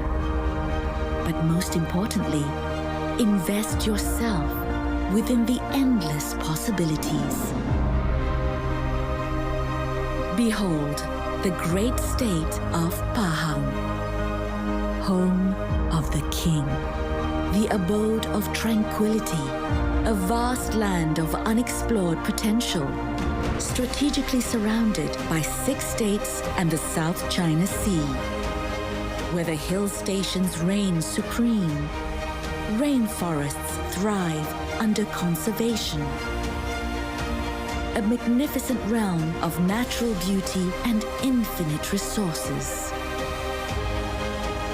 The heart and backbone of the nation. With a thriving industry that revolves around service. A dynamic food industry sector. Not to mention a growing manufacturing division. The time has come to embrace and innovate. We believe in ambition and innovation, creativity and expansion. We know that the greatest potentials of our beloved state have yet to be tapped.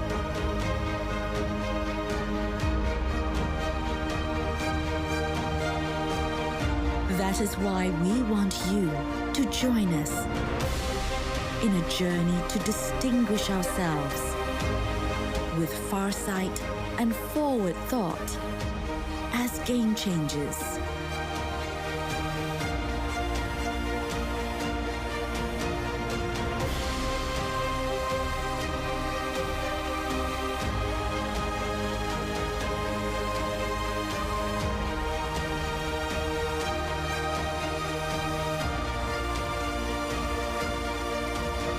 Invest with Pahang. A new frontier, an endless horizon.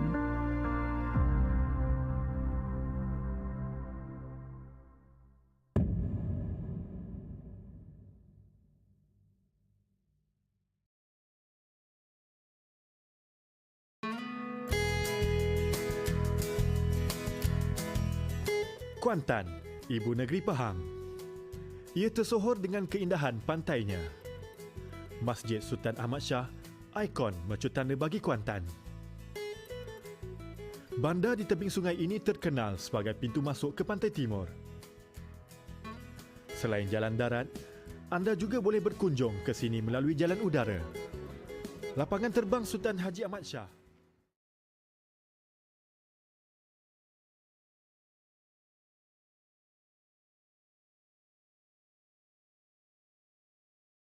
All right, ladies and gentlemen, we are back here with Whack the Wave Season 2.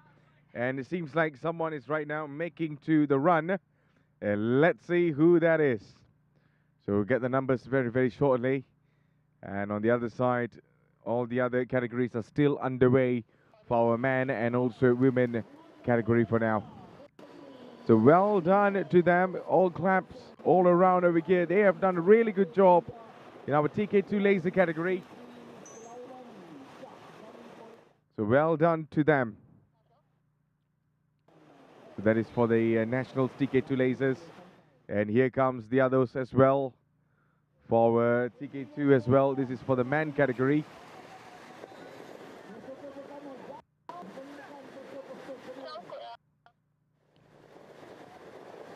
So some of the someone just dropped the pedal over there. He needs to be careful.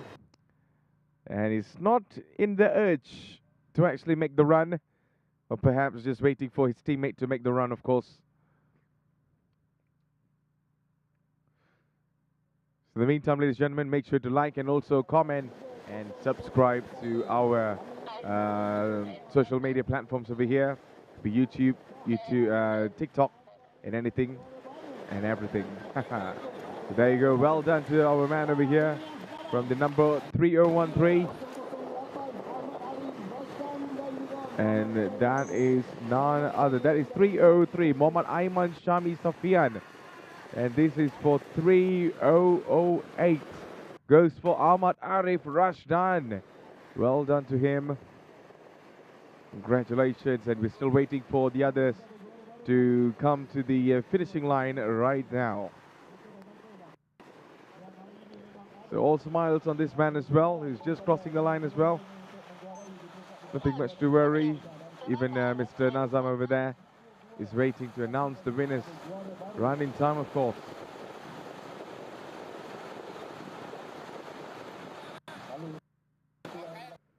So this is the others into our side as well.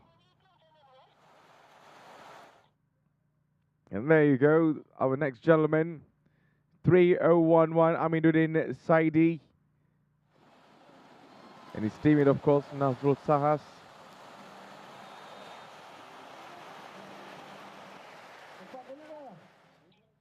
And we got all the rest of the other packs coming in as well for our TK2 lasers over here.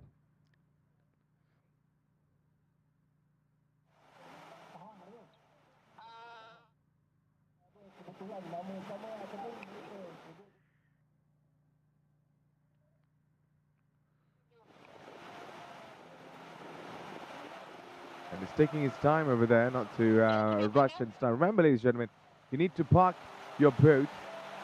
There are also cameras and photographers all around there. He's not putting the boat back in the position, so he's going to make the run. They pretty much indicated by the marshals to leave it over there. And these are your race leaders so far. So from the women category, if we are able to zoom their numbers, we'll get a much more clearer view. I still haven't confirmed yet. There's going to be Selma Alibagovic that's leading the race, or it's going to be Peg Wood. Both of them were competing for the timing, of course, and getting into P1 is Peg Wood. Yesterday in the stage 1, of course, completing at 1 hour, 8 minutes and 37 seconds. For Selma Jade Alibagovic, it's for P2, and she completed in 1 hour, 10 minutes and 13 seconds. So here comes another category as well. So here we go. Jadi bagaimana Encik Kamaluddin melihat penganjuran Popik tahun pertama dan tahun kedua setakat ini? Perlukah ada penambahbaikan dan sebagainya?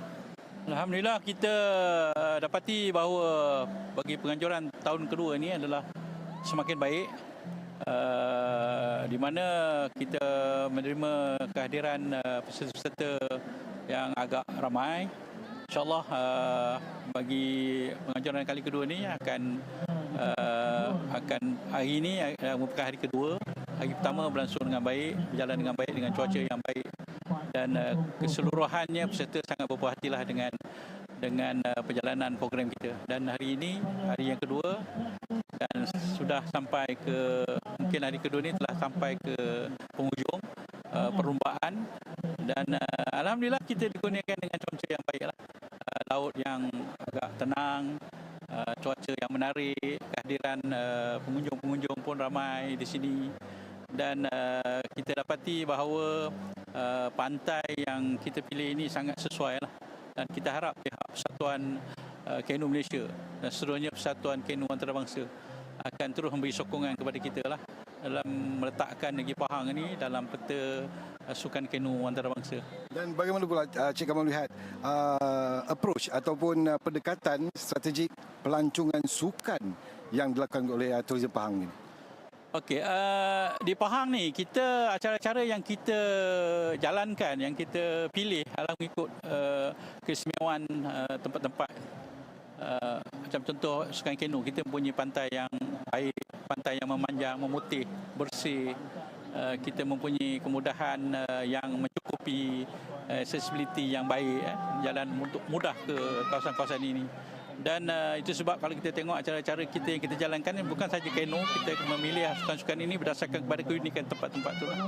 Jadi itu sebab Kerajaan Negeri Pahang sentiasa memikirkan bagaimana acara-acara seumpama ini boleh meletakkan, menaikkan nama Negeri Pahang di pesada sektor pelancongan dunia dan Malaysia amnya lah. Jadi Cik Gamal melihat adakah Popik ataupun Pahang Ocean Paddle International Challenge ini bakal menjadi signature sukan pelancongan di Pahang? Ya, kita ada lebih daripada 20 acara bertaraf antarabangsa. Popik adalah merupakan antara acara yang memang menjadi acara utama dalam kalender acara pelancongan kita dah. Telah masuk tahun kedua dan insya-Allah pada tahun-tahun yang akan datang kita akan memastikan bahawa sukan-sukan rekreasi seperti ini terus dijalankan di negeri Pahang dan kita berharap melalui acara sukan seperti ini dapat meletakkan negeri Pahang setanding dengan produk-produk pelancong yang terdapat di seluruh dunia, terutamanya bagi dalam acara-acara berbentuk sukan rekreasi seperti inilah. Terima kasih Cik Gamal, terima kasih. Dan itu saja. Dan kita terus mengikuti perlumbaan secara langsung bersama dengan Matt. Teruskan bersama kami.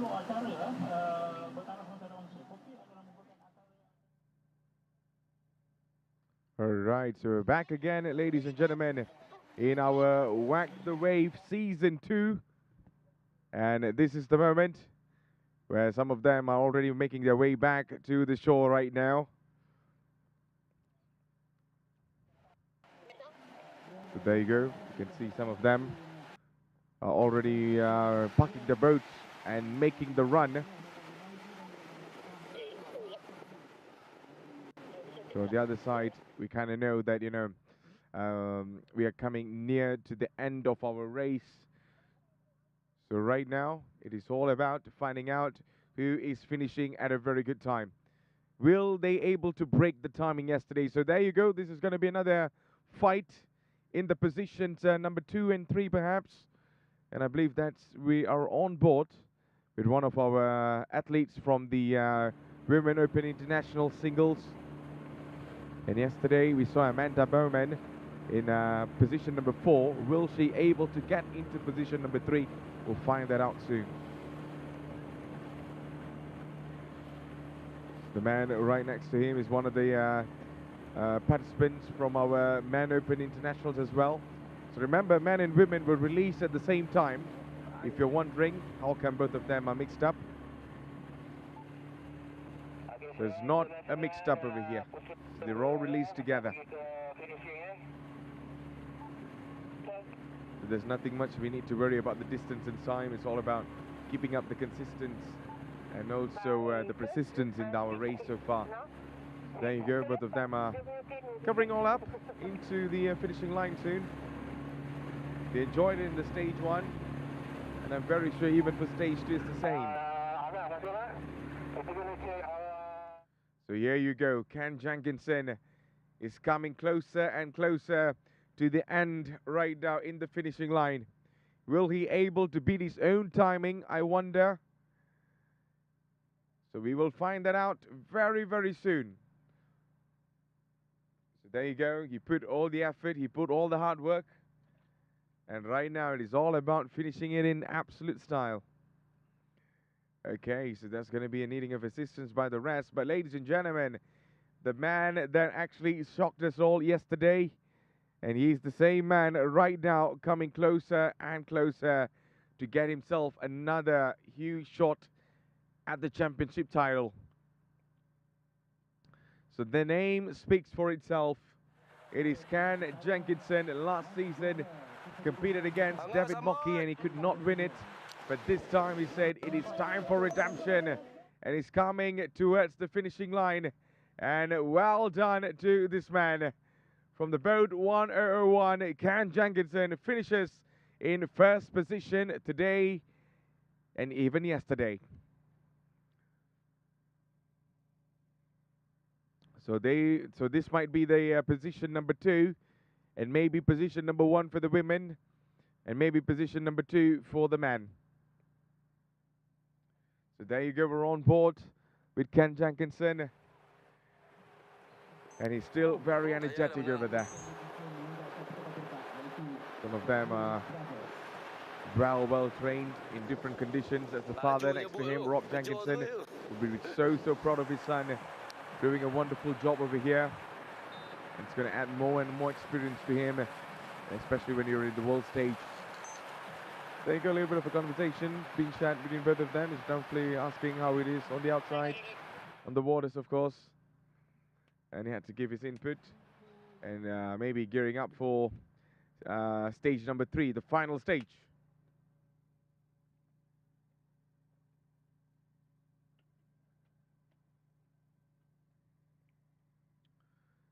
So there you go. This is for the position number 2, ladies and gentlemen, in our Man Open Internationals. I wonder who this is. Either it's going to be Charlie or it's going to be Harry now. Because these two are the one I assume are really good. You know, in conjunction with the results that they put yesterday. So I believe they are here to repeat the same thing, but we're just about to find out which Harrod brothers over here that's going to be winning this.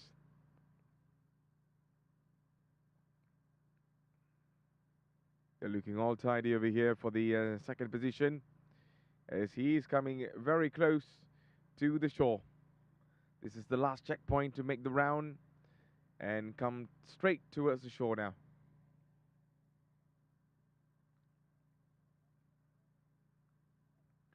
So remember, last season it was David Mockey who won the championship. What about for this season? Who's going to be winning it? We will definitely find out. But right now it is all written in the name of Ken Jenkinson, but it's all about the timing, you know. I think it's one step closer to the championship, so he needs another one more to go, which is the finals for tomorrow.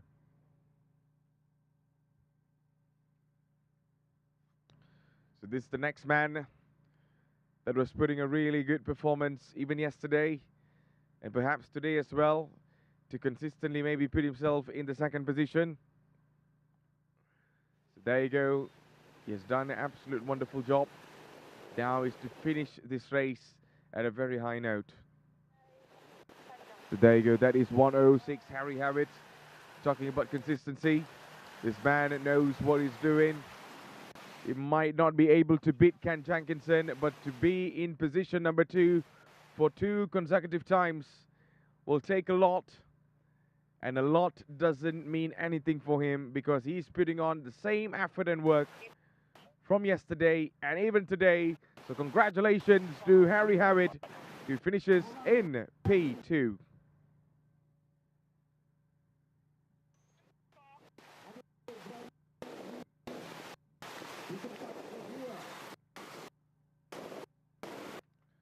So there you go, a little bit of a conversation being shared between Ken and also Harry. And for the women, I believe, I kind of feel like it is Salma. We'll get closer to the number. And once we get much more, a little bit closer to the number, we'll find out who is that. So that is position number 3, coming right behind that. I believe that is Charlie.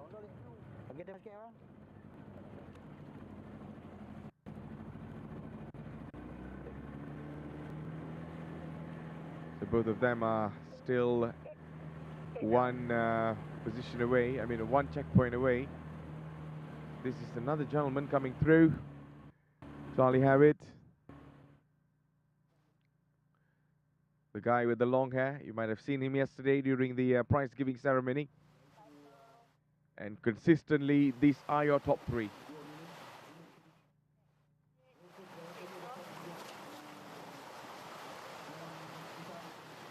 So here you go. The man is just doing his job.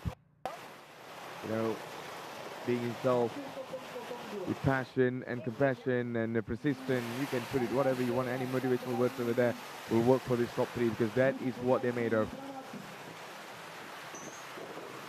So well done to Charlie Harritt, who completes this race in P3. These are your top three: Ken Jenkinson, Harry Harritt, and Charlie Harritt. Will the Harritt brothers compete again for next year to be in the first position or not? That's going to be a subjective topic to talk about later. But for now, these are your top three. But for the women, let's see what is the number in the front. It's still pretty unclear to me. I could not get the number, but never mind. This is for position number 4. So he has done a really good job as well.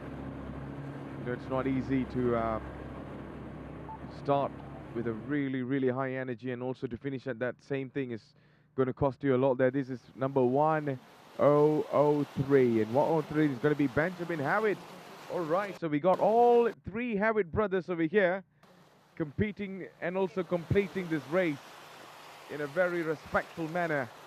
From P2 all the way to P4 is theirs, and no one is touching that corner for now. So yesterday, Khairul Naim got in between Benjamin to take P4, but today P4 is all written for Benjamin Harritt from Australia. So congratulations to him. Well done. And you can rest and prepare for stage 3.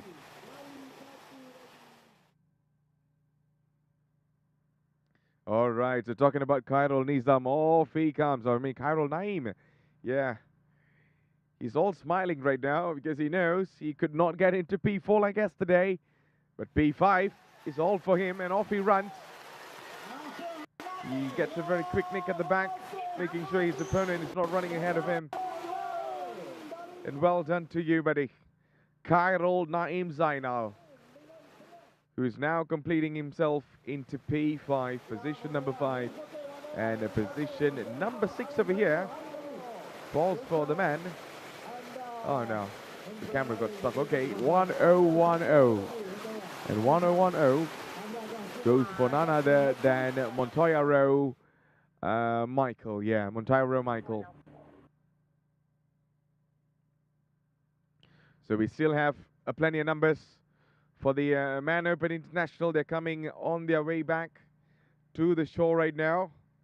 But for the women, we'll react to find out who is the top 3.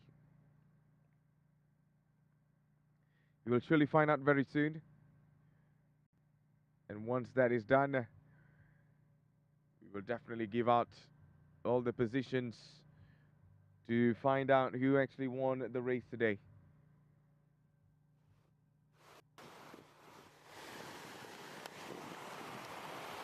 So there you go.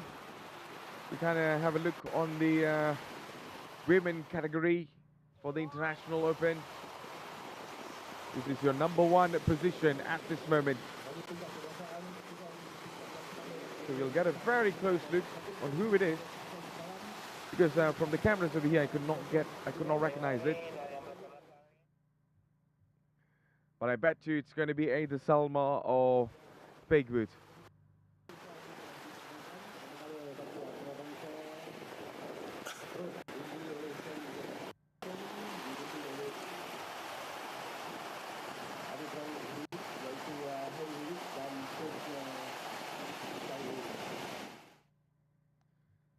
So that is the atmosphere across Pantai Legenda today in Kuantan, Pahang. And this is how it looks. Oh no, someone flipped the boat. Oh, looks like she flipped the boat over there and she might need assistance. She needs to do it as fast as she can. Oh yeah, she got herself back on the boat and she continues towards the finishing line. That's going to cost a little bit of a time. But that doesn't really matter, because right now she's putting in all the effort and the force she needs to finish this race. Especially you do not want to be doing this when your opponent is at the back. But I believe there's nobody at the back for her, especially in her category. So there's nothing much she needs to worry about.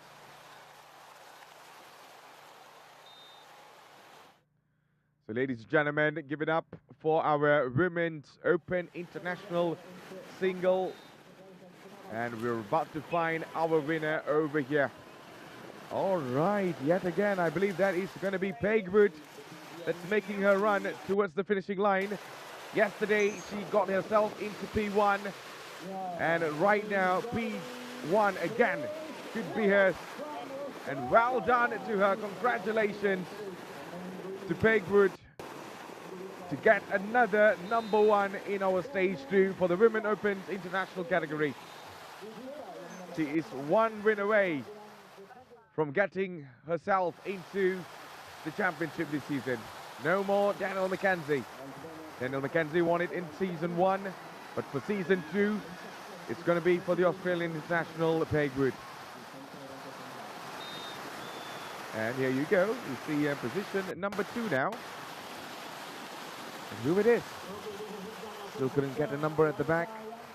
Oh no, the cameras did not pan enough over here, and she's making the run towards the finishing line. And I still wonder if it's going to be Amanda Bowman or what. Yep, it is going to be for Amanda Bowen in P2. Well done. Well done to the Australian International as well. Amanda Bowman finishes at a very high note in P2. Yesterday was P4, but today it is P2. And she clocked about 1 hour, 11 minutes and 6 seconds. But today I believe it's much more earlier than that. That's a huge improvement in the standings and also positions.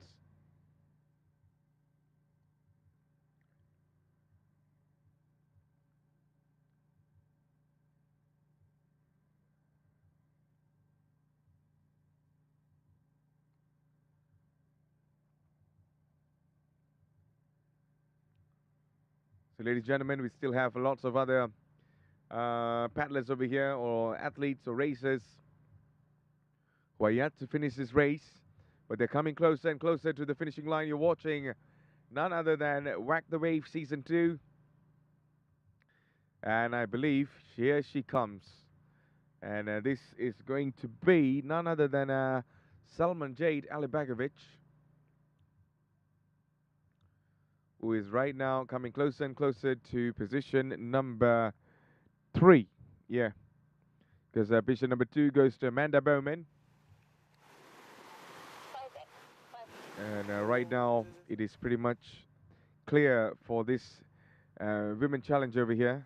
Salma Jade Alibagovic.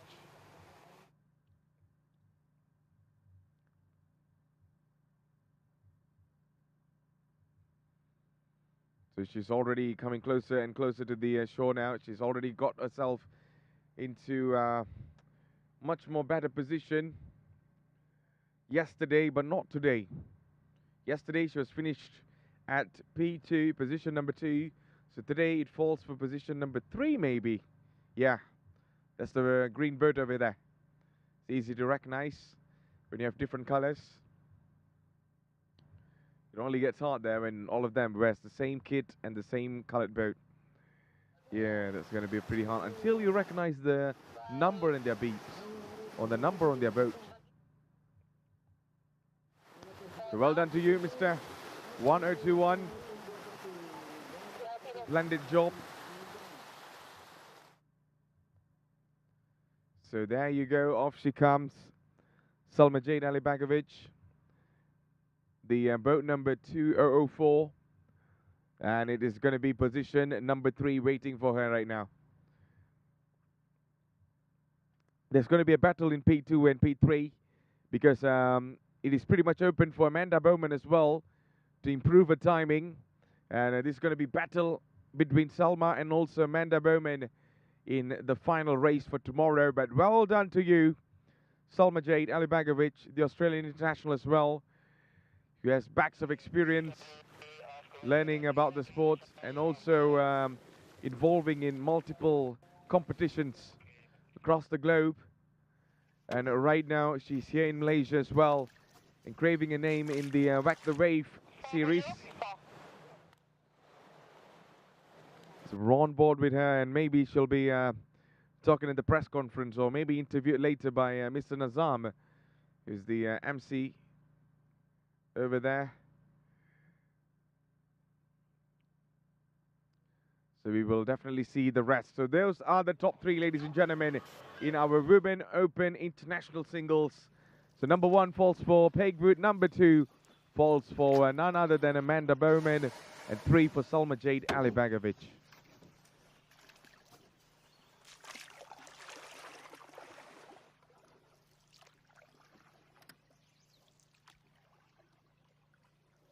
If you're watching this, make sure to share and also comment your favorite paddlers. And also not to forget to like our live stream over here in any platform that you're watching, YouTube, TikTok, or even on Facebook. And we have another gentleman over here coming down in our Open Internationals for the man category. And it's coming closer and closer to the next checkpoint. And once over there, he'll definitely make the move and go straight into the shore now. So many things that we can drive over here. Ken Jenkinson on the verge of one step closer to the championship. And on the other side, the Harriet brothers are making their name much more known in our Whack the Wave series this time. So it's going to be very interesting to watch what they bring next season. Will we see the dominance of Harriet brothers next season, or it's going to be something else where we might see David Mockey again, who's a legend and who's also a huge veteran as well, teaching his own classes these days and getting less involved in the competitive zone because he has won too many competitions and too many World Series championships. So this is time for the young boys to make a name in the canoe race sports this time. So well done to other races as well in our men and also Open International. So they are doing a wonderful job, but we'll find out who clocks much more better timing later once the result is out in all of our total categories. And here you go, Mr. 1029. Congratulations to you finishing this race as well. And we see another couple of races coming towards the finishing line right now. And this is Whack the Wave Season 2, ladies and gentlemen.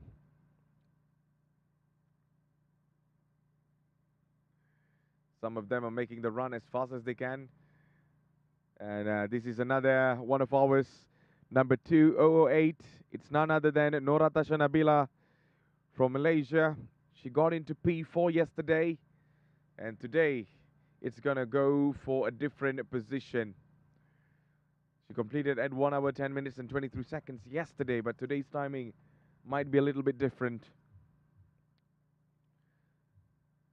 So we still have a couple of other races in the ocean, in the open waters yet to come to the finishing line. And this is the aerial view of Pantai Legenda. And we're coming closer and closer to the end of our race, ladies and gentlemen. And I hope to see you as well for tomorrow, for the grand finals. Who will be winning the championship? We've got 15,000 ringgit up for grabs. Who will be walking away with that? We'll find that out tomorrow.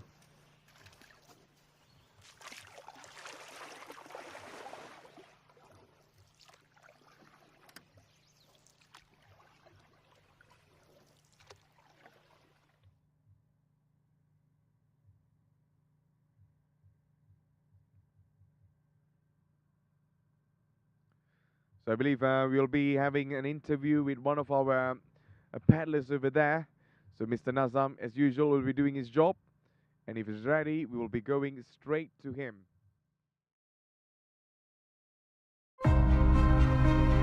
From ancient times to present moments, shaped by eons of culture, history, growth, vision to modern days. Immerse yourself in unparalleled beauty, magnitude, and adventure.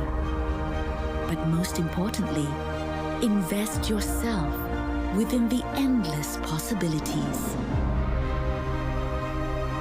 Behold the great state of Pahang, home of the king, the abode of tranquility, a vast land of unexplored potential, strategically surrounded by 6 states and the South China Sea. where the hill stations reign supreme, rainforests thrive under conservation. A magnificent realm of natural beauty and infinite resources. The heart and backbone of the nation. With a thriving industry that revolves around service. A dynamic food industry sector. Not to mention a growing manufacturing division. The time has come to embrace and innovate. We believe in ambition and innovation, creativity and expansion. We know that the greatest potentials of our beloved state have yet to be tapped.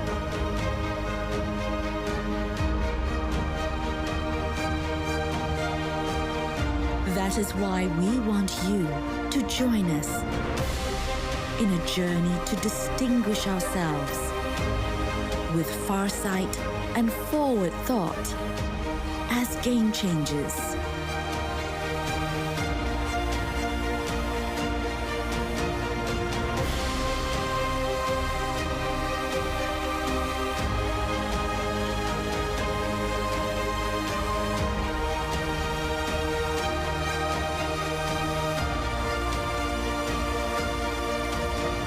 Invest with Pahang. A new frontier, an endless horizon.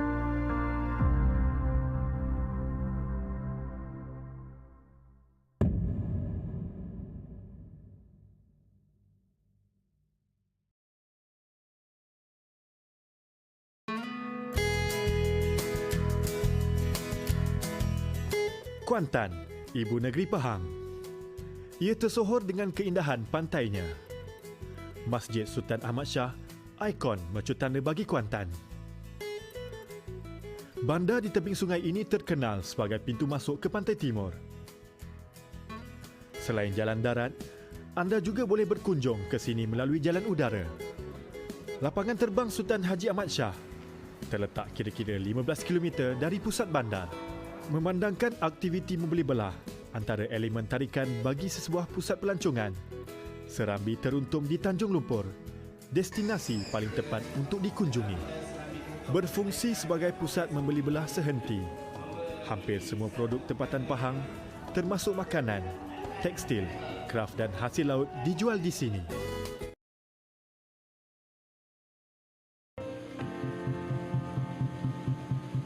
Tasik turut menjadi agenda lokasi kunjungan pelawat ke Pahang. Tasik Chini, yang terletak 100 km dari Kuantan, adalah tasik air tawar kedua terbesar di Malaysia. Ia berkeluasan lebih 5,000 hektar dan memiliki rangkaian 12 tasik kecil yang bercantum antara satu dengan yang lain.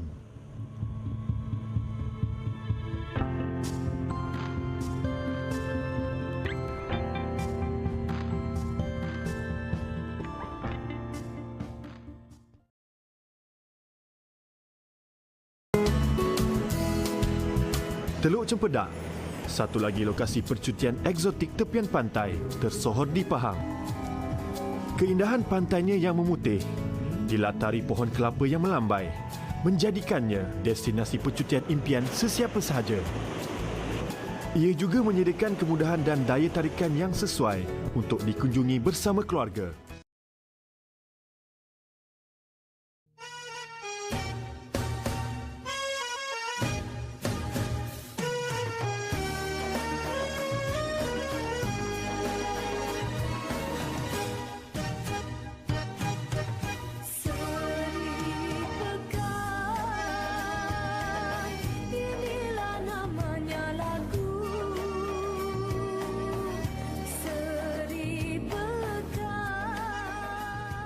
Biar diasah arus pemodenan, seni, adat dan budaya di Pahang terus terpelihara. Kunjungan ke negeri ini dirasakan lengkap bila bertandang ke kampung budaya di Pulau Keladi, Pekan. Tenun Pahang yang menjadi simbol adat dan kesenian masyarakat adalah hasil sentuhan tangan penduduk di sini. Fabrik yang dihasilkan mesti melalui 7 proses utama, iaitu mewarna, menerau, mengani, menyusuk, menggulung, menyambung dan meneguh.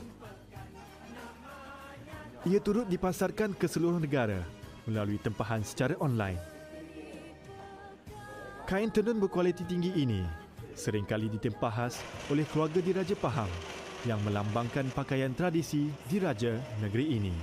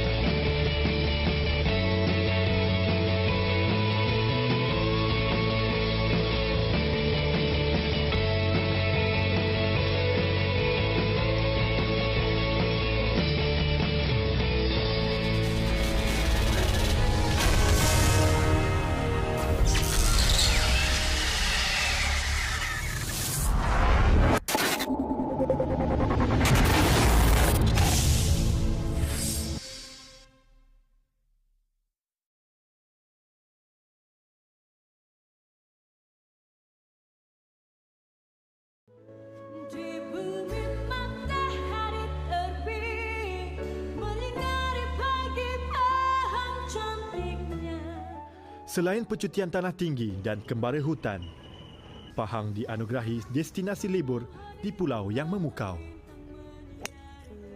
Pulau Tioman antara destinasi percutian antarabangsa di Malaysia.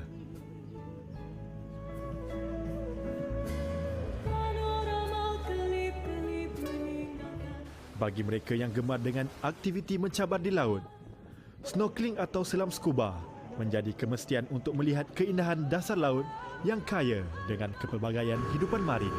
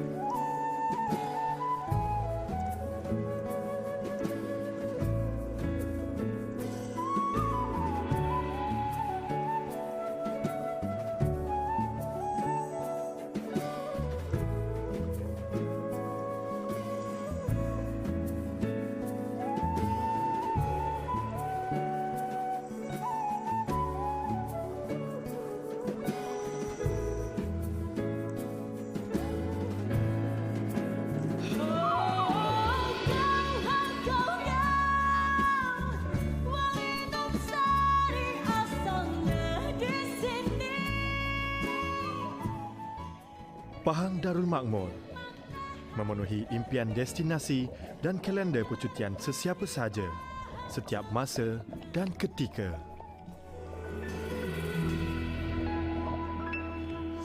Siang malam menjanjikan keindahan destinasi di sini.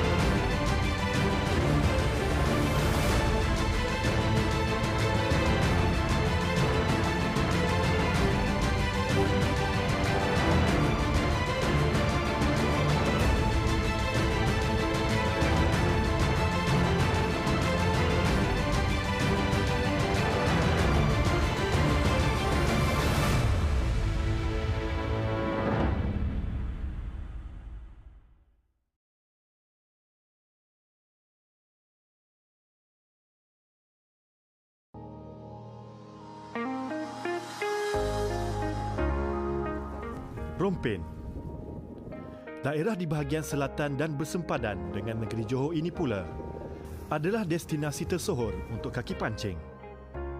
Bagi mereka, Sungai Rompin adalah syurga udang galah.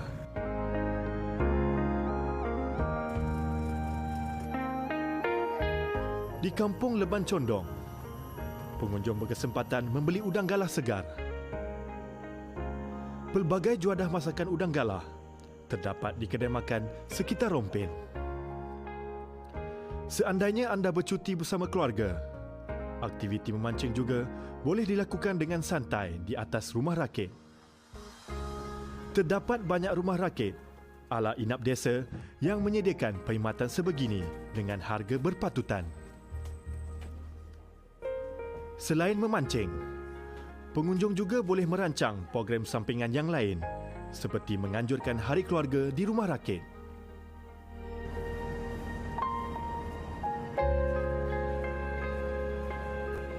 Menghadap Laut Cina Selatan, kawasan perairan Rompin juga adalah lubuk ikan layaran, sejenis ikan laut yang sering menjadi tumpuan kaki pancing kerana kesukaran untuk mendapatkannya.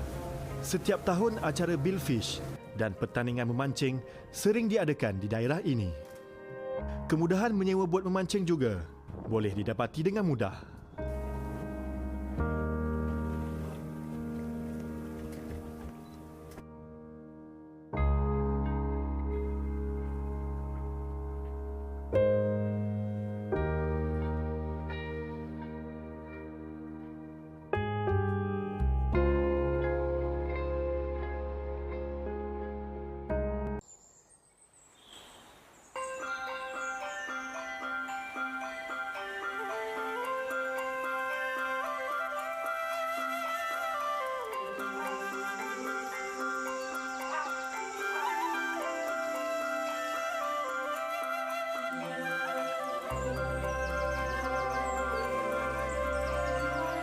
So here we are home, the very place where we belong. And now the moment has come, the starting of a brighter, brand new dawn. Rediscovering our land and the special places that we love. Take me back to your embrace.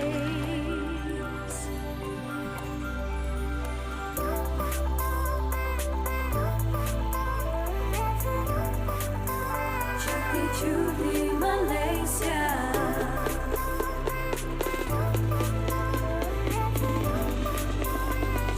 Cuti Malaysia.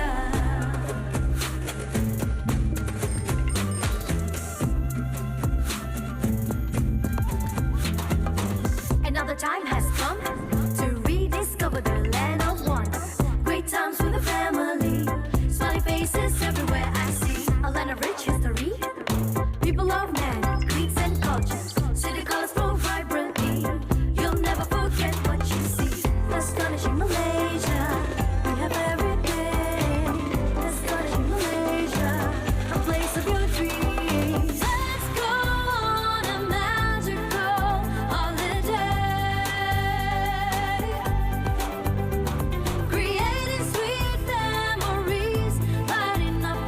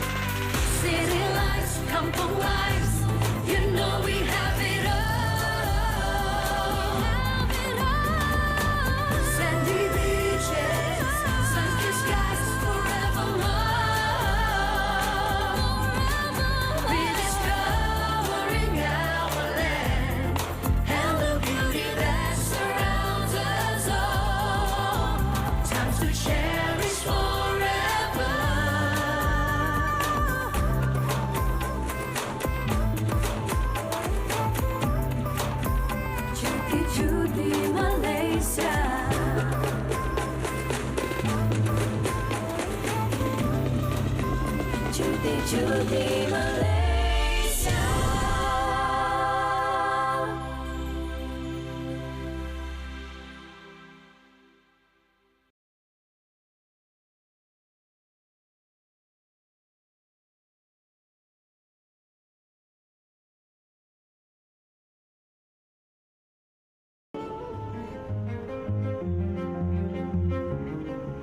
Galeri Tun Abdul Razak ini pula sebuah memori peringatan yang ditubuhkan pada 2006 bagi mengenang jasa dan sumbangan Tun Abdul Razak sebagai Perdana Menteri Malaysia kedua. Di galeri ini, pengunjung berpeluang menyingkap latar kehidupan peribadi Tun Abdul Razak dan mengenali keluarga beliau dengan lebih dekat.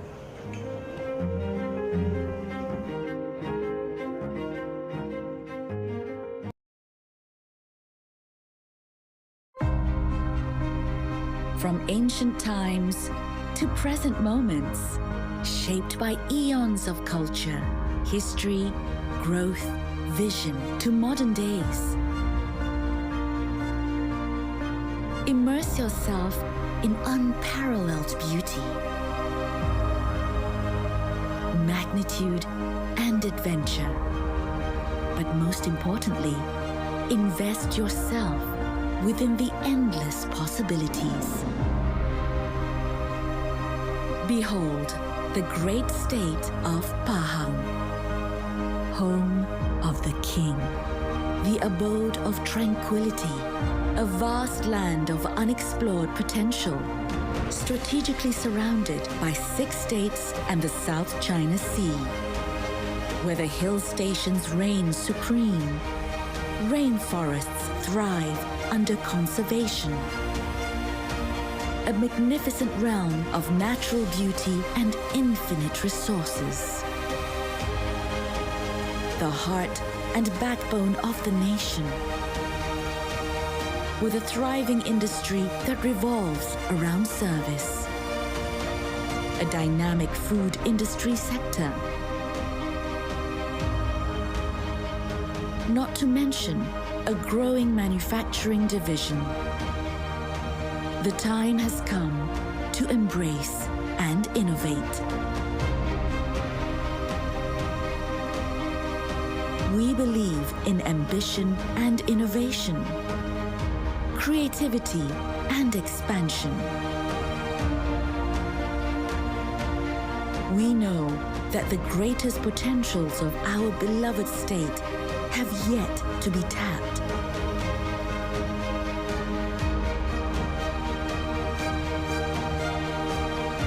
That is why we want you to join us in a journey to distinguish ourselves with farsight and forward thought as game changers.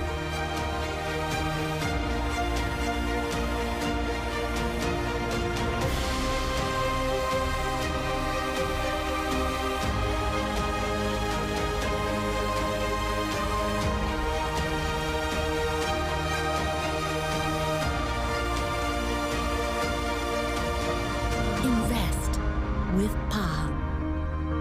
A new frontier, an endless horizon.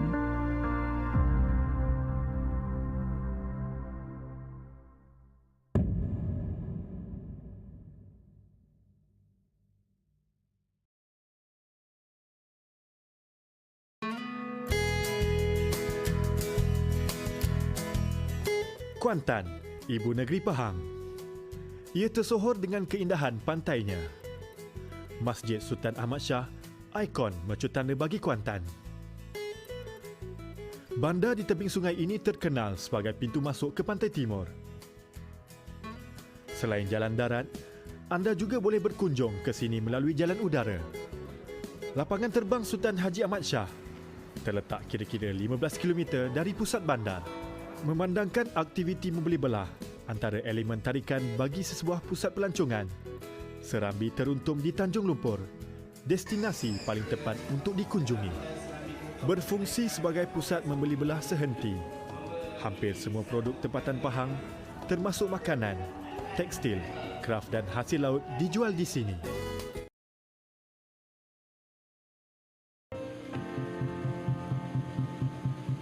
Tasik turut menjadi agenda lokasi kunjungan pelawat ke Pahang. Tasik Chini yang terletak 100 km dari Kuantan adalah tasik air tawar kedua terbesar di Malaysia. Ia berkeluasan lebih 5,000 hektar dan memiliki rangkaian 12 tasik kecil yang bercantum antara satu dengan yang lain.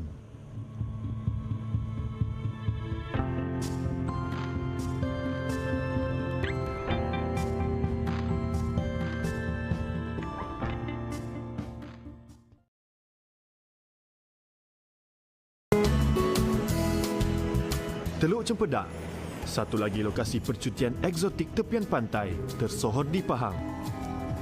Keindahan pantainya yang memutih, dilatari pohon kelapa yang melambai, menjadikannya destinasi percutian impian sesiapa sahaja.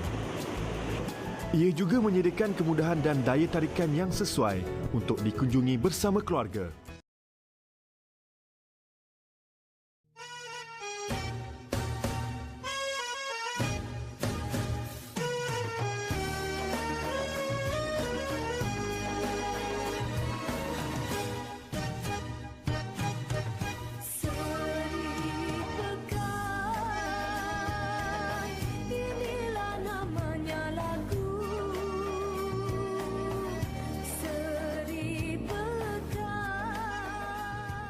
Biar di asal arus pemodenan, seni, adat dan budaya di Pahang terus terpelihara.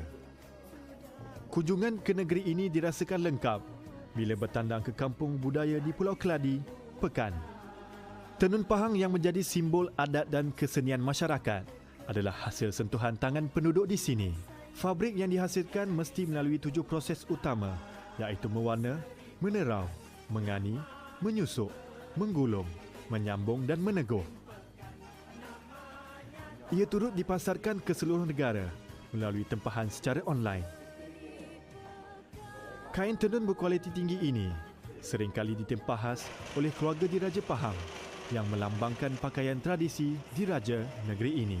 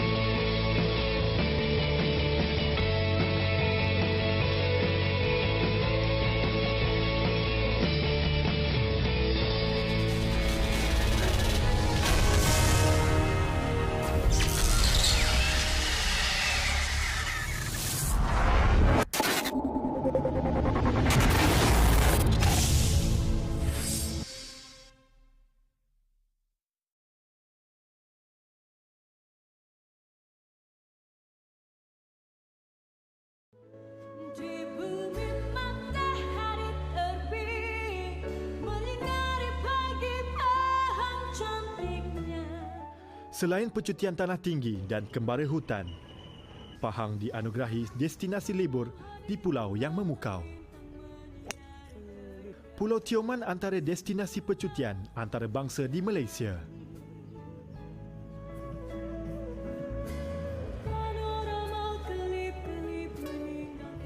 Bagi mereka yang gemar dengan aktiviti mencabar di laut, snorkeling atau selam scuba menjadi kemestian untuk melihat keindahan dasar laut yang kaya dengan kepelbagaian hidupan marin.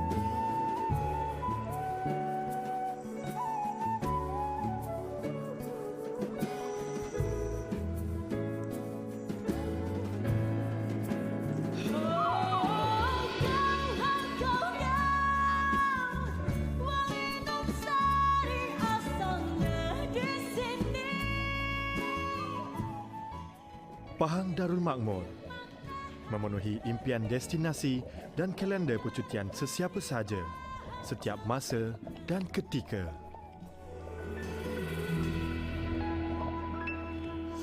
Siang malam menjanjikan keindahan destinasi di sini.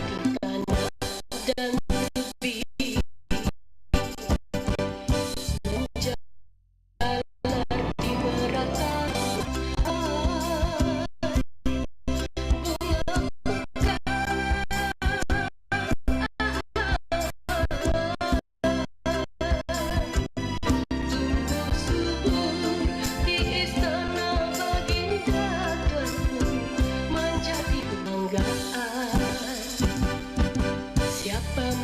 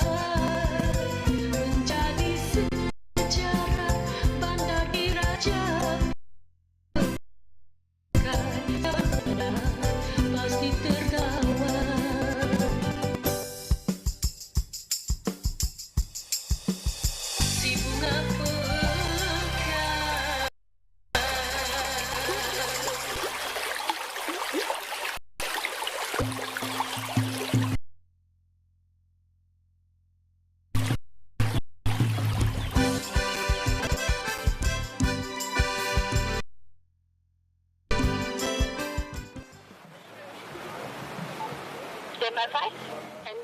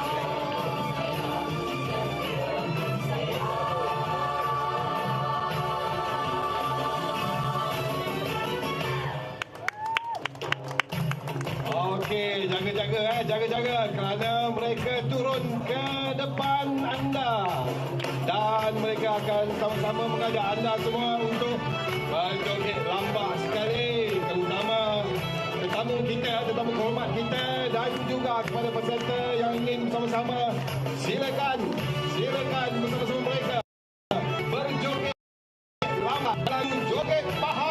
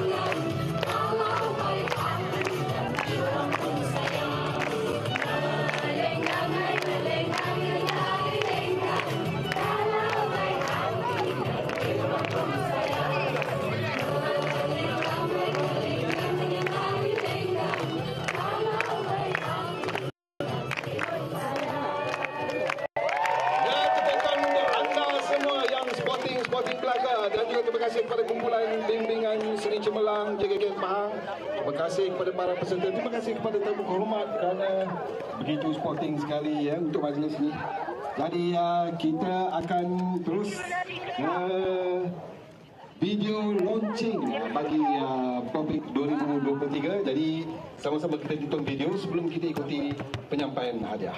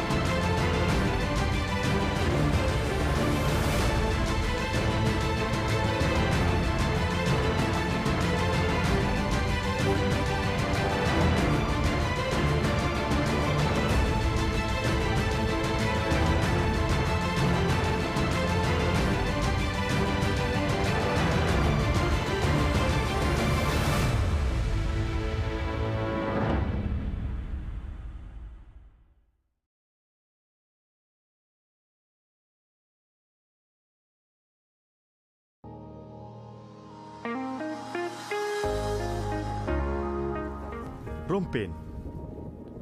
Daerah di bahagian selatan dan bersempadan dengan negeri Johor ini pula adalah destinasi tersohor untuk kaki pancing. Bagi mereka, Sungai Rompin adalah syurga udang galah.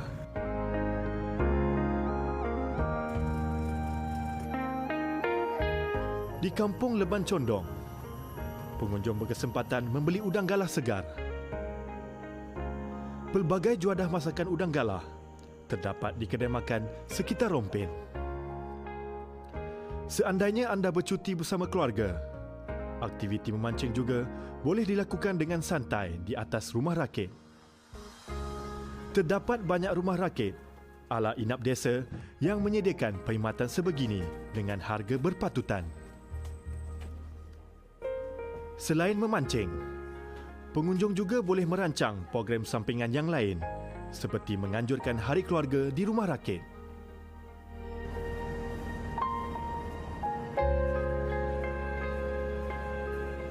Menghadap Laut Cina Selatan, kawasan perairan Rompin juga adalah lubuk ikan layaran, sejenis ikan laut yang sering menjadi tumpuan kaki pancing kerana kesukaran untuk mendapatkannya. Setiap tahun acara billfish dan pertandingan memancing sering diadakan di daerah ini. Kemudahan menyewa bot memancing juga boleh didapati dengan mudah.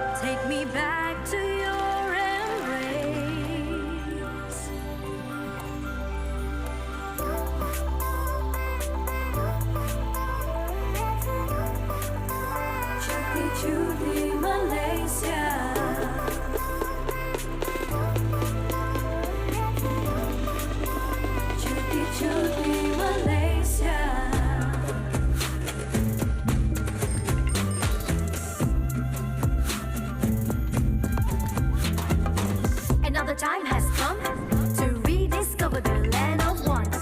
Great times with the family, smiling faces everywhere I see. A land of rich history, people of man, creeds and cultures. City colors flow vibrantly, you'll never forget what you see. Astonishing Malaysia, we have everything. Astonishing Malaysia, a place of your dreams. Let's go on a magical holiday,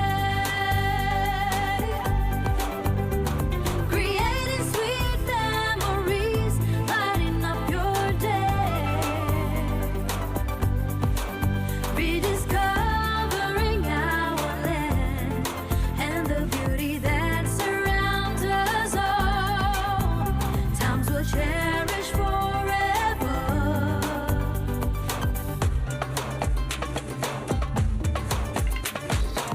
Come travel Malaysia, from north to south, east to west, from the mountains to the beaches blue.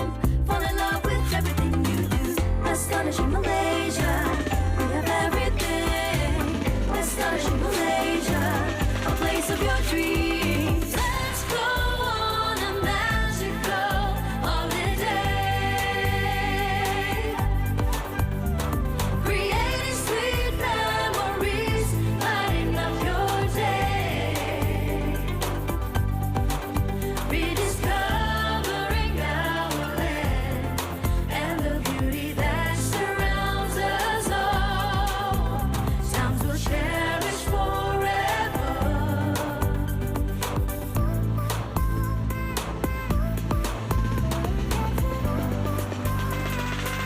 City lights, kampung lives, you know we have it all. Sandy beaches, sun-kissed skies forevermore. Rediscovering our land and the beauty that surrounds us all. Times to cherish forever.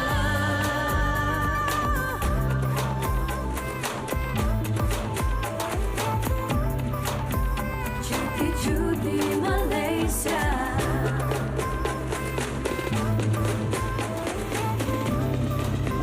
cuti-cuti Malaysia.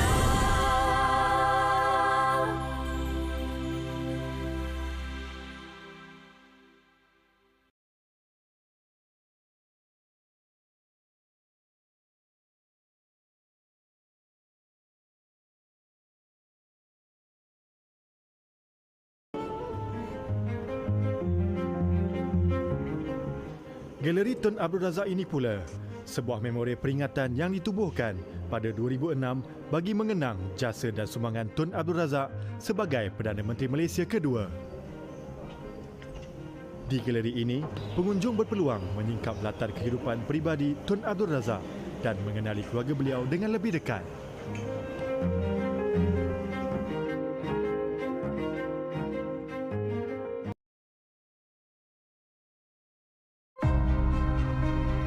From ancient times to present moments, shaped by eons of culture, history, growth, vision to modern days. Immerse yourself in unparalleled beauty, magnitude, and adventure. But most importantly, invest yourself within the endless possibilities. Behold the great state of Pahang, home of the king, the abode of tranquility, a vast land of unexplored potential, strategically surrounded by 6 states and the South China Sea, where the hill stations reign supreme, rainforests thrive under conservation. A magnificent realm of natural beauty and infinite resources. The heart and backbone of the nation. With a thriving industry that revolves around service. A dynamic food industry sector. Not to mention a growing manufacturing division. The time has come to embrace and innovate. We believe in ambition and innovation, creativity and expansion. We know that the greatest potentials of our beloved state have yet to be tapped.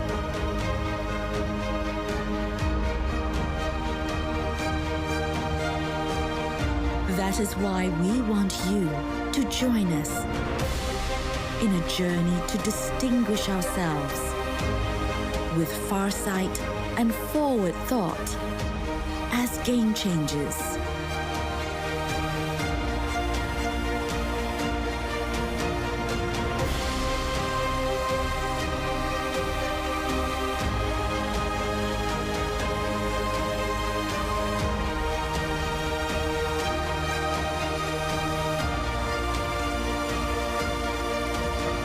Invest with Pahang, a new frontier, an endless horizon.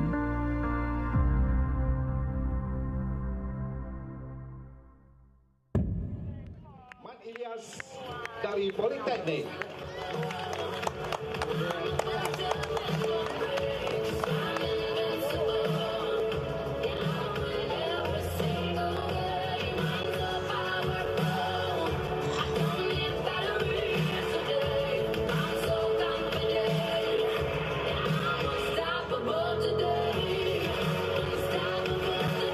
Tahniah pemenang. Dan di tempat yang kedua bagi Seal on Top Double Woman, Rabatul Sabah Alawiyah Rasidi dan juga Nur Aina Natasha Ridwan dari Uniza.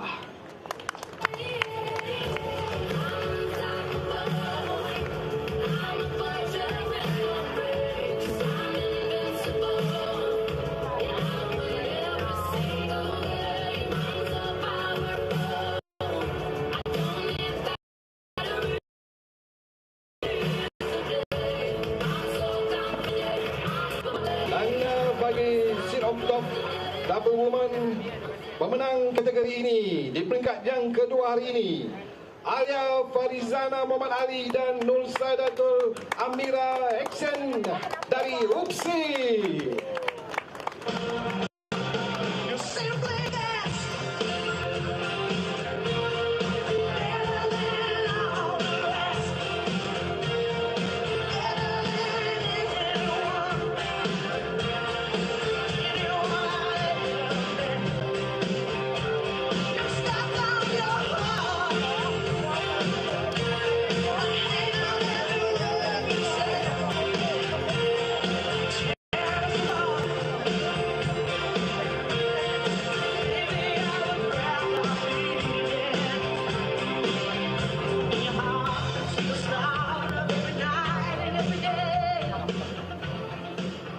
Tahniah kepada pemenang bagi Seal on Top Double Woman. Sekarang foto op.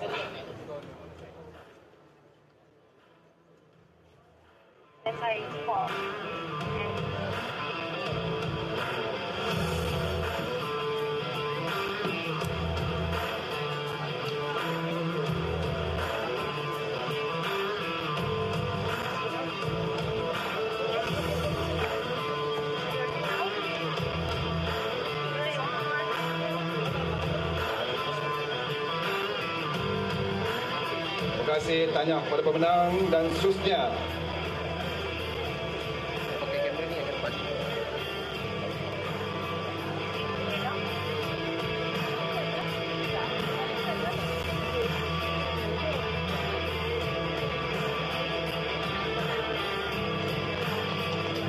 Sekali lagi tepukan untuk pemenangan SOT Intercity wanita. Dan sekarang kita ke Intercity Seal on Top Double Man.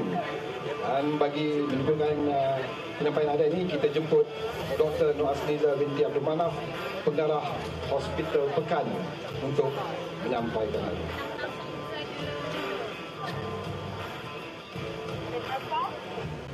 And for now,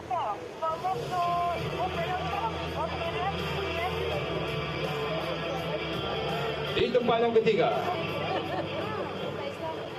Muhammad Danang Firdaus Muhammad dan juga Muhammad Safwan Saifullah Syarin dari UPSI.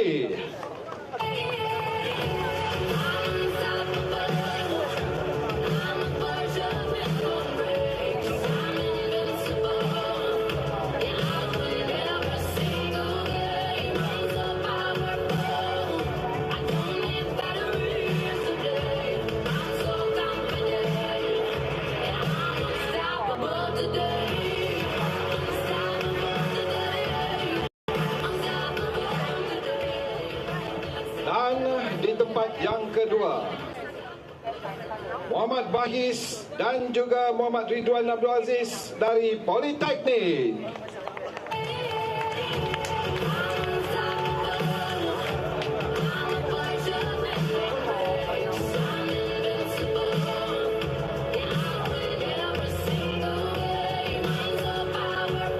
Bagi kategori ini mereka berkayung sejauh 6 kilometer.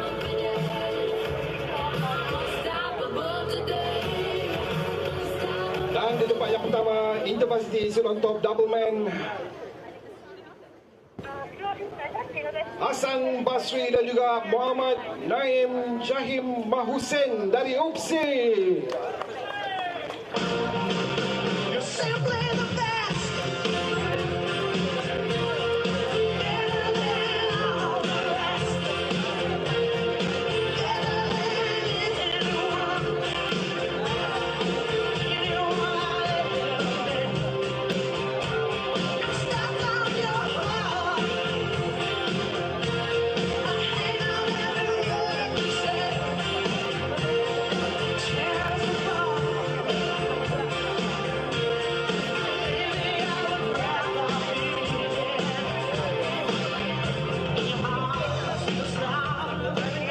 Dan inilah pemenang-pemenang anda bagi Sit on Top Intercity lelaki. Tahniah kepada semua pemenang.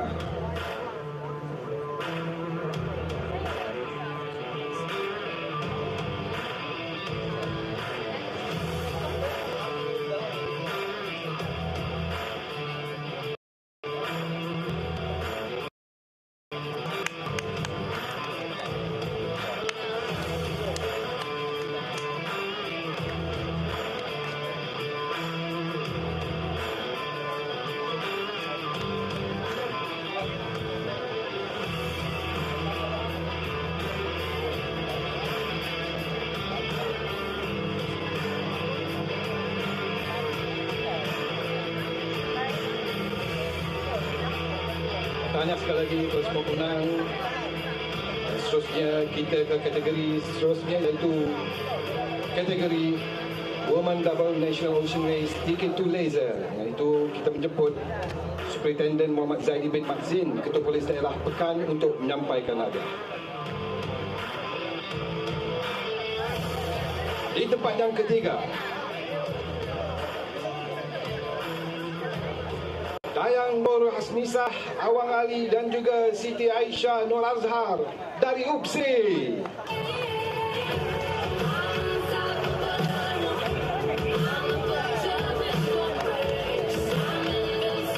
Kedua-duanya adalah pemenang di peringkat yang pertama pada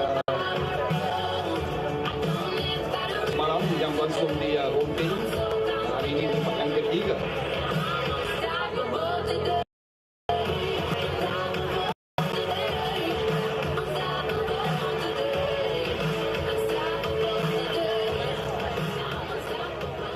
Di tempat yang kedua, Nur Azita dan juga Musaibah Syahidah Ibrahim. Dipersilakan.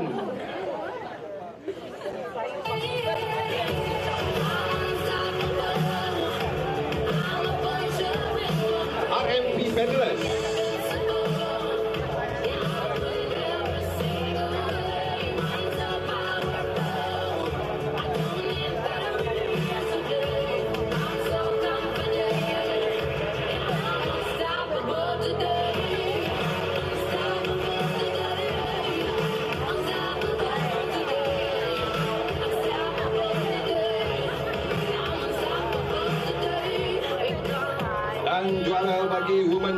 National Ocean Race Ticket to Laser peringkat kedua.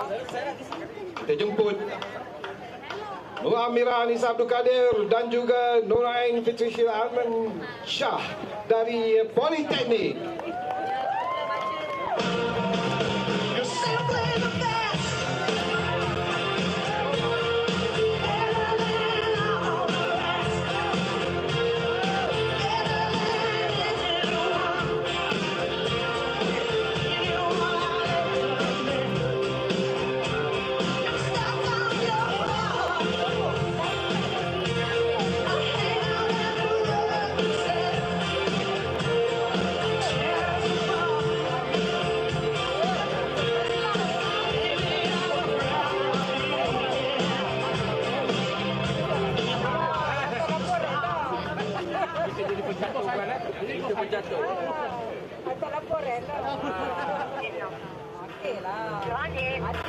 Ini adalah semua pemenang bagi Women Double National Ocean Race Ticket to Laser.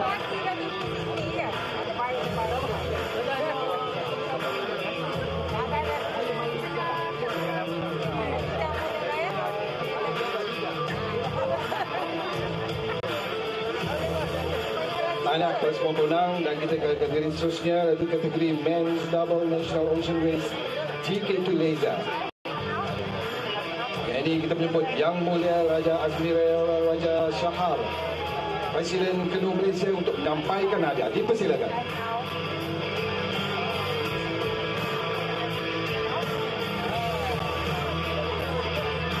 Di tempat yang ketiga,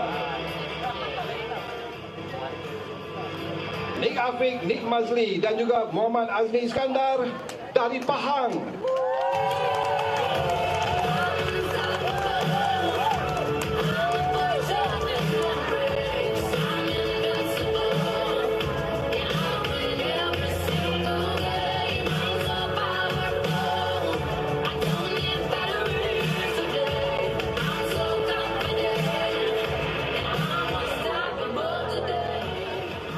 Di tempat yang kedua, Muhammad Azlan Ibrahim dan Muhammad Azman Ibrahim dari PSKP.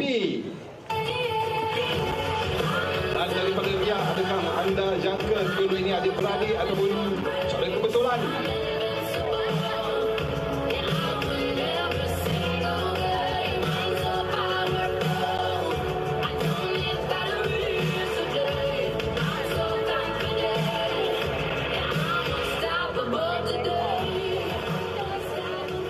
Juara bagi Men's Double National Ocean Race Ticket to Laser,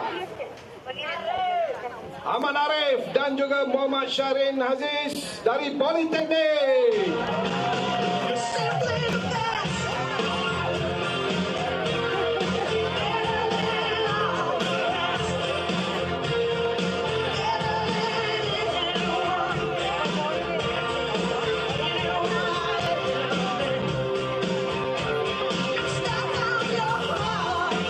Mereka berdua adalah dari Politeknik Johor.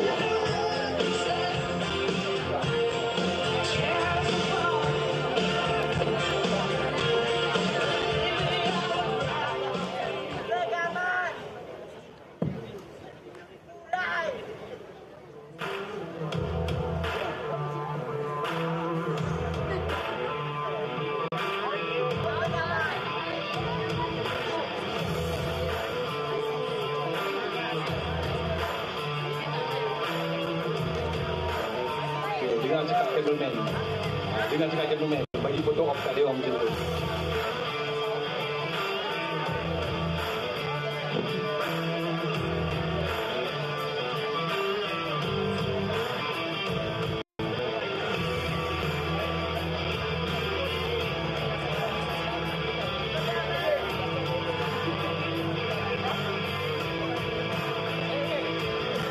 Dan kini kita ke kategori seterusnya iaitu Women Open International Single Ocean Race bagi National Champion iaitu peringkat kebangsaan. Dengan itu kita menjemput, we like to invite Mr. Rob Jackinson, Deputy Chairman Ocean Canoe ICF to give away the prize. Tempat ketiga, Nur Amira Nabila dari Malaysia.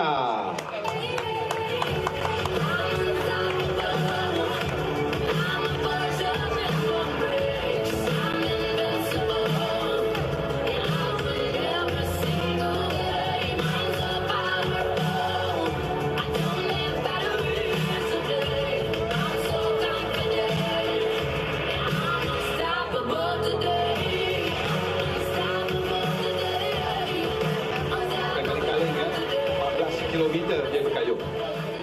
Dan di tempat yang kedua, Nur Ismalina Ismadi. Inilah bagi peringkat kebangsaan. Semua pesta yang terbaik dari Malaysia semua di atas podium.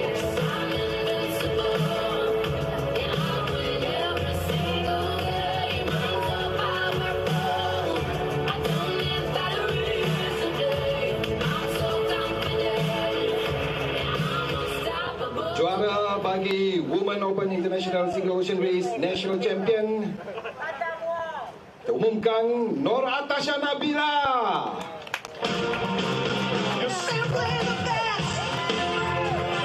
Peserta terbaik negara bagi peringkat kedua.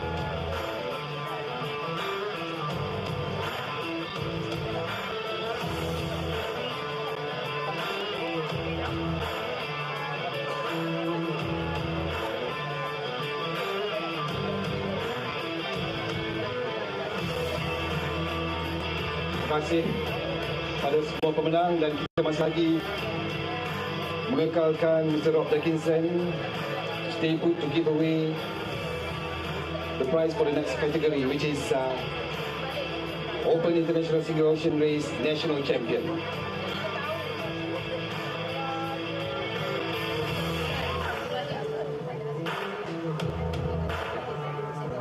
Tahniah kepada semua pemenang. Seterusnya Open International Single Ocean Race National Champion ataupun yang terbaik di peringkat kebangsaan. Di tempat yang ketiga, Mirza Adli.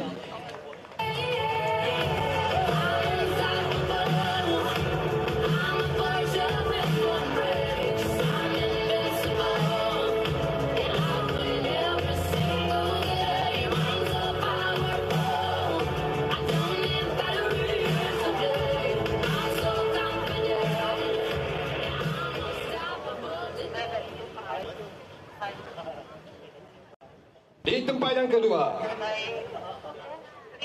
Montoya Raw.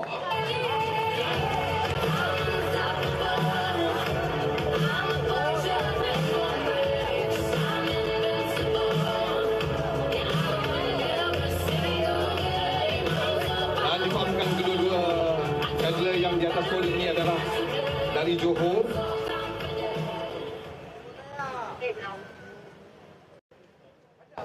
Yang terbaik di peringkat kebangsaan, Karul Naim Zainal dari Pahang. Tahniah Naim sekali lagi. Semalam tempat pertama, hari ini tempat pertama. Dan sebenarnya kita menyaksikan keputusan yang sama dicipta pada hari ini. Sama juga seperti semalam di peringkat pertama di Rompin.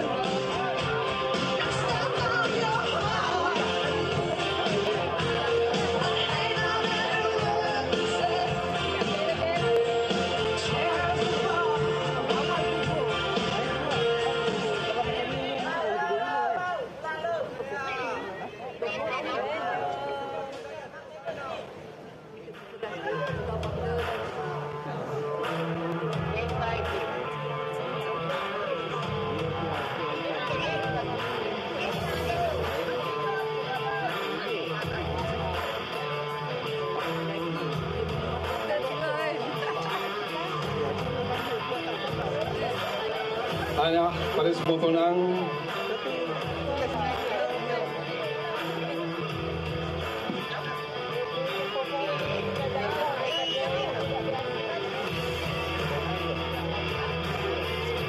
Baiklah, seterusnya majlis menjemput Yang Hormat Datuk Zaliza bin Zulkifli, Pegawai Daerah Pekan, untuk menyampaikan hadiah kepada dua kategori, iaitu Women International Open dan juga Men International Open. Dan kita minta juga supaya Encik Kamaluddin Ibrahim mengiringi tamu hormat kita untuk penyampaian hadiah ini.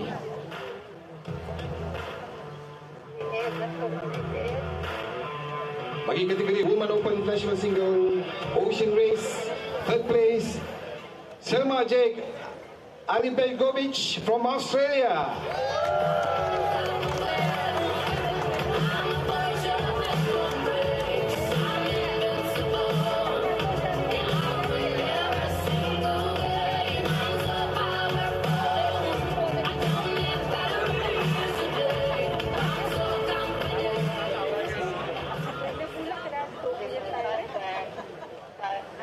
Second place, Amanda Bowman from Australia.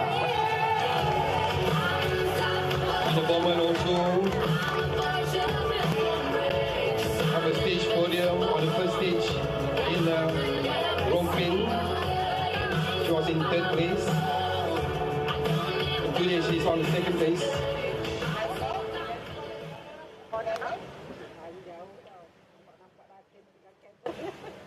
First place for Women International Single Ocean Race,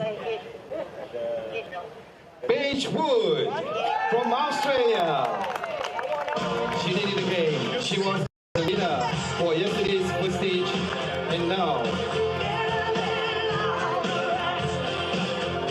she is the contender to watch out.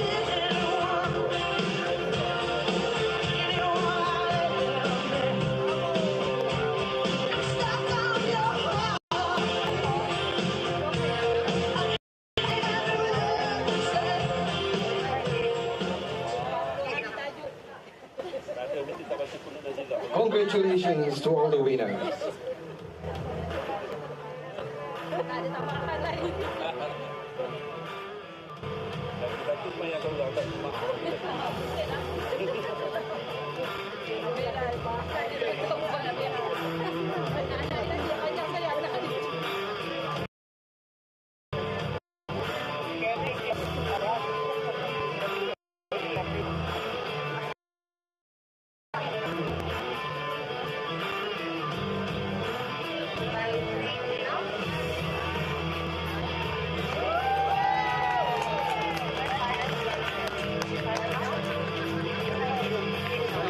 Once again, congratulations to all the Women Open International Single Race Ocean.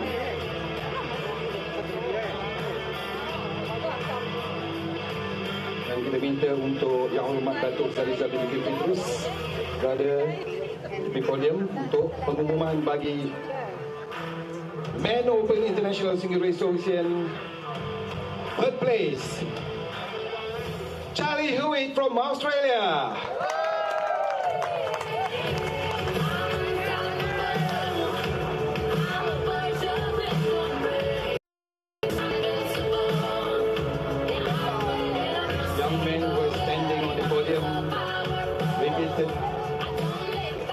The result again for today.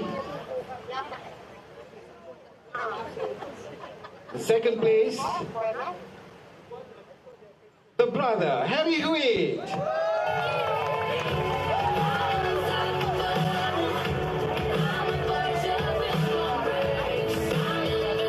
As you can see, two Australian paddlers on the podium.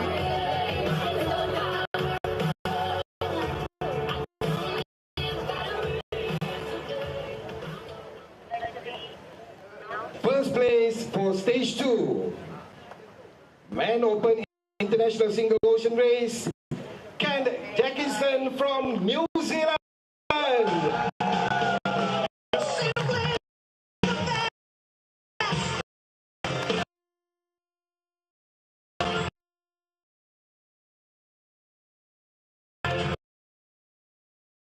Ken also clinched in dropping, and he did it.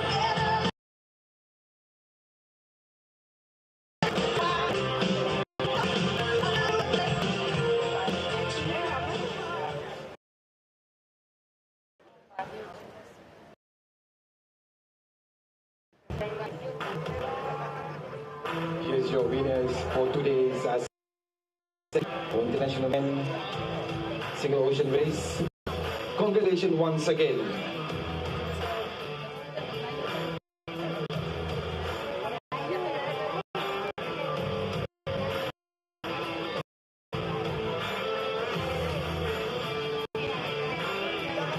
Dan berakhirlah sudah majlis kita, berakhirlah sudah event kita pada hari ini, dan kita jemput semua tetamu hormat kita untuk turun dan menjamu selera. Sudah kami terima kasih kepada semua yang terbaik, terima kasih kepada semua peserta, semua petugas. Terima kasih dan terima kasih sekali lagi kita tahun depan di Popek 2023.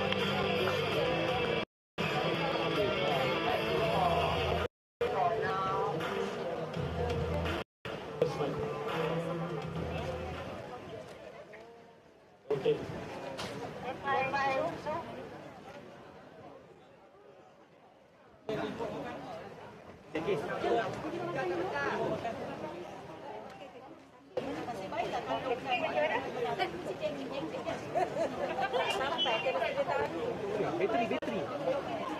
Kita ada punang-punang baru di kategori SOT. Dan puan, pertama sekali saya interview dulu.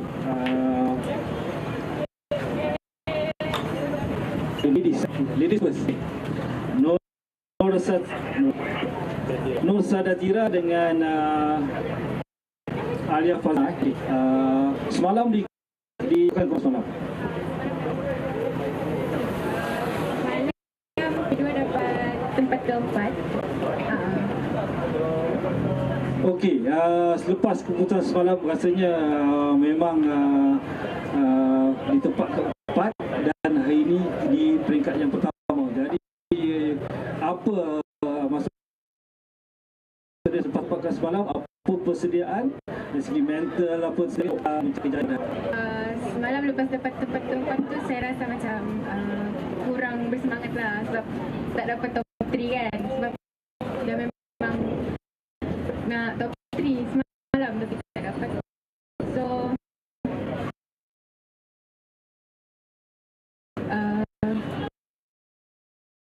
sudah janji dengan diri sendiri nak video mana. Sudah macam saya tidur awal, saya tahu menentukannya. Bayu dekat. Okey. Ada soalan tak untuk dia orang? Pelajari daripada stage satu. Adakah selepas gagal dari podium ni apa yang dipelajari dan apakah momentum yang betul dan diperbaiki pada hari ini?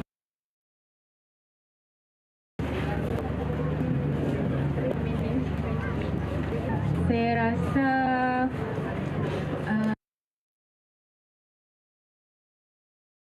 malam kami dua orang kita berdua. Hari ni sebelum berkayu kami antara sama lain bergaduh semasa berkayu macam tu. Ini kita masing-masing bagi semangat antara satu sama lain. Dan hari ini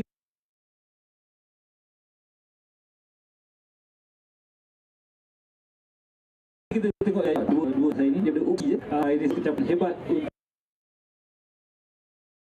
untuk UPI ya.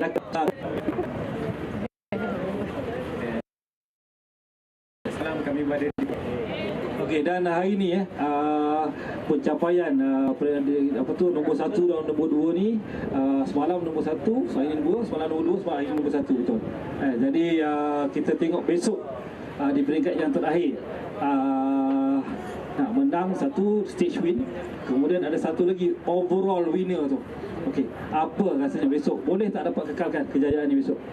Okay, insyaAllah kami akan kekalkan kejayaan ini untuk esok dan kami terus untuk target menang win overall secara keseluruhan dan membawa balik hadiah yang besar. Cuma target saya cuma nak balik topi je. Dapat topi. Okey, UPSI ni sebenarnya kita nak tahulah. Kita dapat dua daripada UPSI ni. Apa sebenarnya yang berlaku di UPSI ni? Adakah UPSI menyediakan latihan yang kata kuat lah, maksudnya macam komitmen pihak UPSI lah dalam persediaan pelumba-pelumba kanu mereka ni? di UPSI bagi sukan kayak pihak UPSI telah menyediakan tasik peralatan yang secukupnya untuk kami training sepenuhnya setiap hari, setiap petang untuk kejohanan yang akan disertai. Setiap kali ada kejohanan, UPSI tidak akan terlepas dan akan terus semua atlet yang ada. Oleh itu kami setiap training di UPSI dan menggunakan peluang untuk mendapatkan tempat yang terbaik semoga untuk menaikkan nama UPSI. Okey, tahniah. Ada soalan daripada pihak media? Okey ya. Okey, cukup. Kita terima kasih kepada okey, good luck tomorrow guys. Okey. Okey, terima kasih. Okey, terima kasih. Kita jemput TK2 perempuan. Okey, TK2 perempuan dan TK2 lelaki. Juara dia. Lelaki perempuan. Pergi.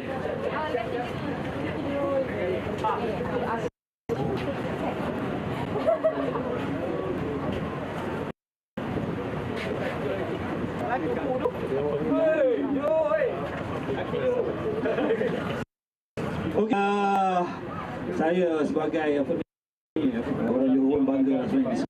Sebelah saya ni ada dua pemenang daripada negeri Johor tak sangka. Okey, semalam saya nampak di sebelah saya ni orang lain kan. Semalam dia dudukkan ke berapa semalam? Disqualified. Oh ya ke? Okey. So semalam disqualified Jadi hari ni redemption lah kira. So daripada keputusan semalam hingga macam tadi lah saya nak tanya, maksudnya adakah sebenarnya memang dua adik kita ni memang dah buat persediaan awal sebenarnya sebelum sampai ke sini untuk menjuarai TK tu ni, maksudnya sebelum sampai ke Pahang ni sebenarnya memang dah ada mimpi-mimpi ke nak jadi juara di Pahang ni?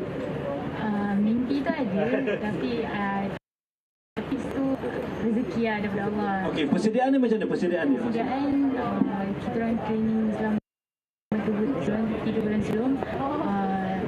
Kalau training marathon lain, so training kena jarak jauh, banyak kali jauh macam tu. Okey, sebab satu lagi yang kita tahulah penuh kendo kita ni cuma kalau ikut peringkat atas semua dia ada sprint. Kebanyakan acara sprint. Jadi bila masuk kepada acara popik ni, ocean racing ni lain tu. Jadi jarak dia bukan macam marathon jauh sangat dan sebagainya. Jadi apakah perbezaan dia dengan sprint? Sprint kita kena agresif dalam training semua. Kita terlebih pada mental kita kat atas kayak, macam mana kita nak sampai apa yang kita perlu buat kat atas kayak macam tu.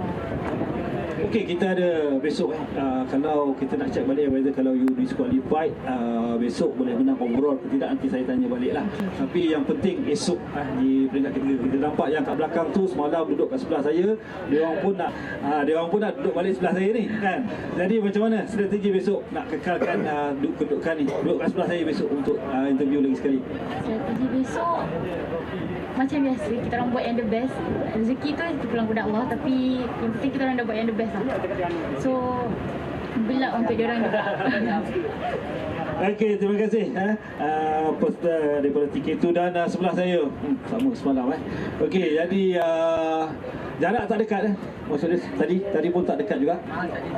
Jadi apa yang berlaku tadi, saya nampak dia punya cabaran tu daripada mula sampai habis. TK2 ni macam race berlari lah, macam basikal lah kan. Kita tengok macam SS1 Ken dengan yang second tu jauh.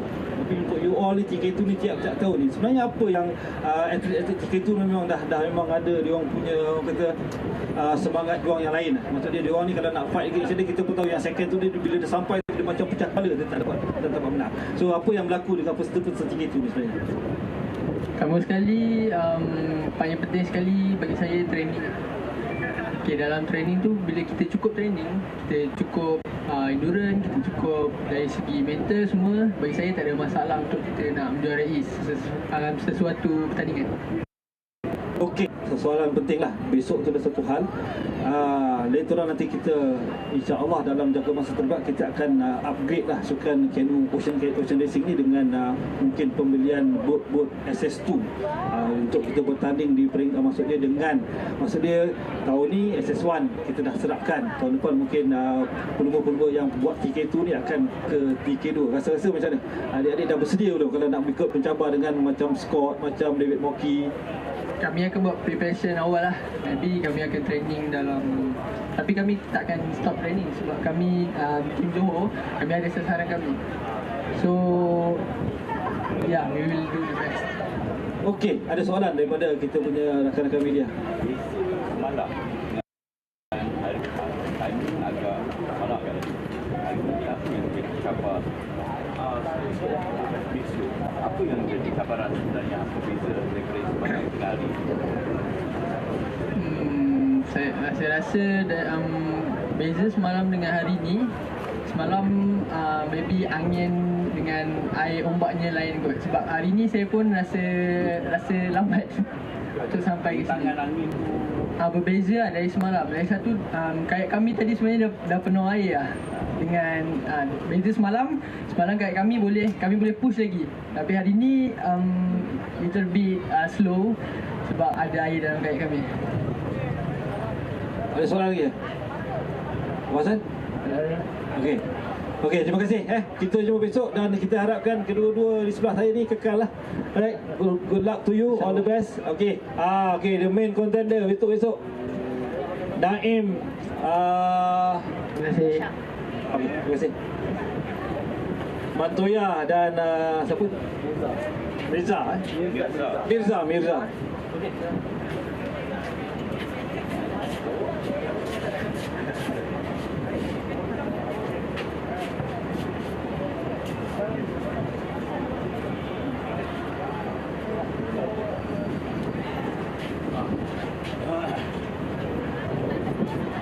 Okey, sebelum kita ke kedua peserta pertama kita, Mirza.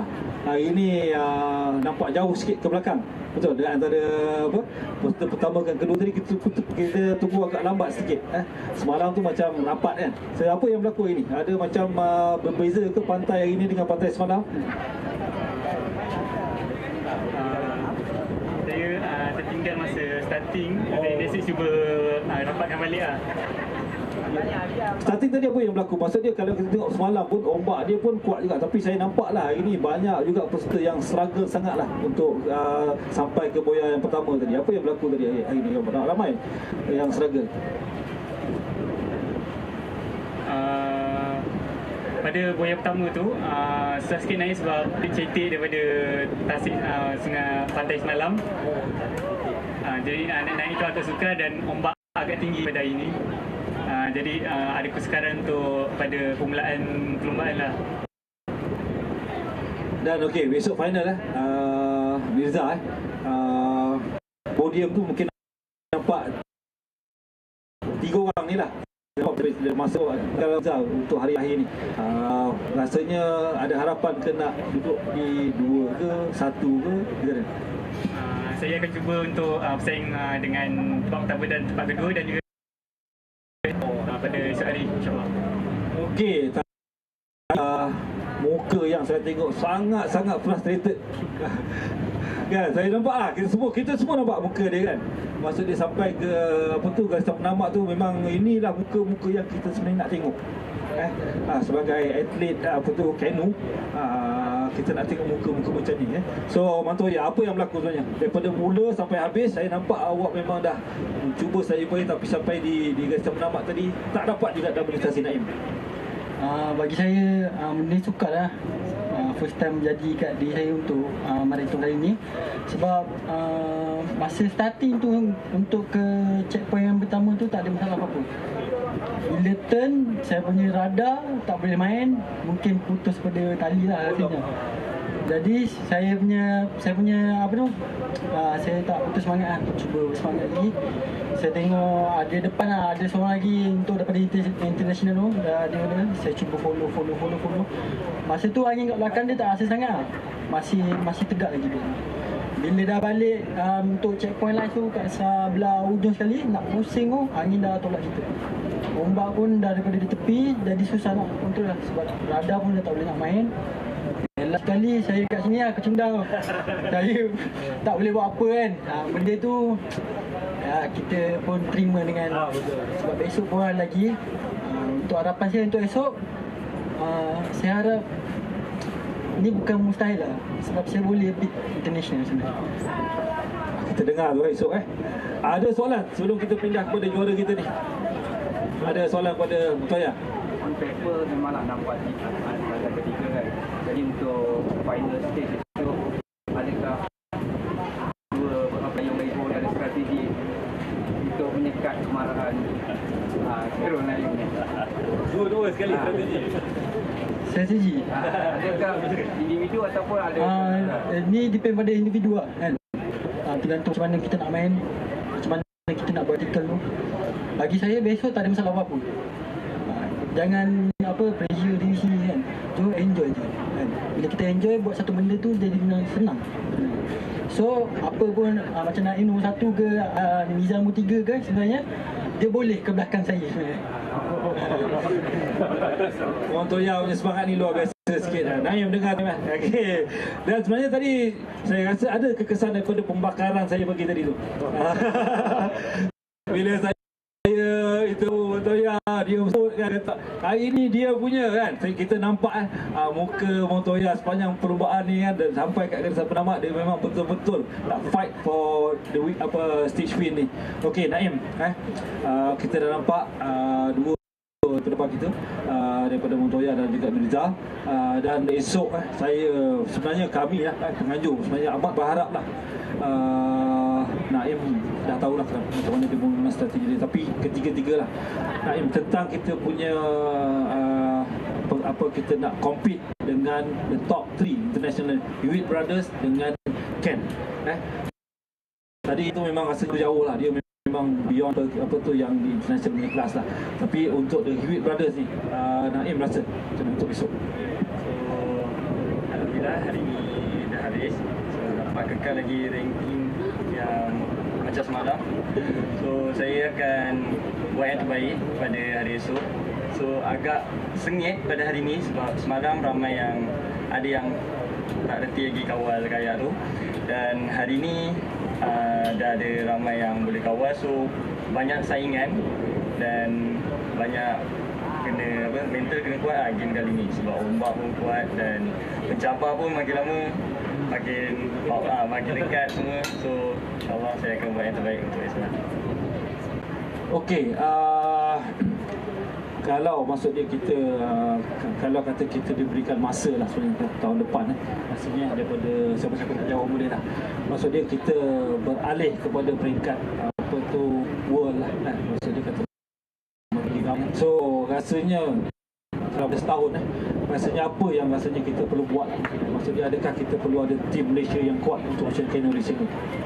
So bagi saya Malaysia tak ada boleh bagi saingan yang kuat dengan negara luar, cuma perlukan training yang lebih dalam masa setahun atau 2 tahun, sebab kita member ni kita kena cukupkan mileage sejak bulan dan sejak tahun. So mileage tu membantu kita lah untuk dari segi pengalaman kita dekat laut dan pengalaman kita dalam kayuhan, macam mana kita nak handle kayuhan. Okey, ada soalan daripada you? Okey, Naim, mendengar kata-kata Montoya tadi, adakah itu menjadi satu tekanan pada awak untuk mengekalkan momentum besok? Dan yang kedua ni, adakah awak lebih fokus pada national, trophy dan Thailand? Awak meminta peluang juga untuk international? So, macam yang Montoya ada sekali, bagi itu adalah satu cabaran untuk saya untuk lebih maju ke hadapan dan bagi semangatlah pada saya. Sebab bagi saya, kalau orang yang suka mencabar saya ni, saya suka untuk bagi saya semangatlah untuk saya lawan pada esok hari. Sedikit balik lah sebab untuk laluan di sini akan 2 kali dan beza sikit pada laut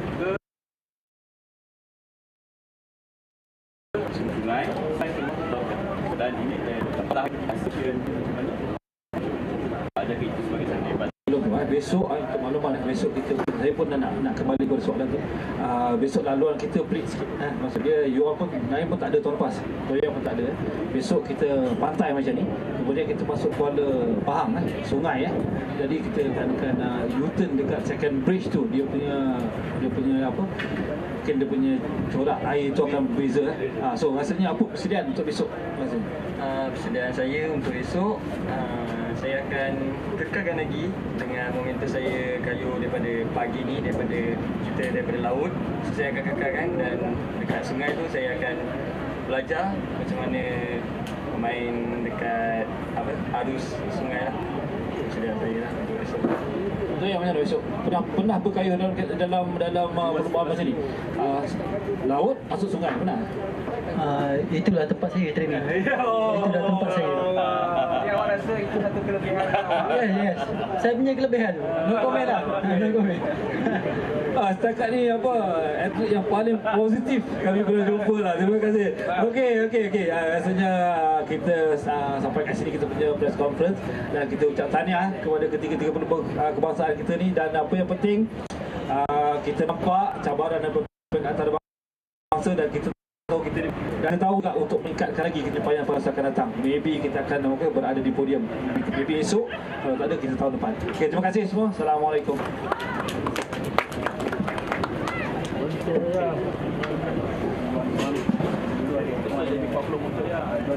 Pablo Montoya.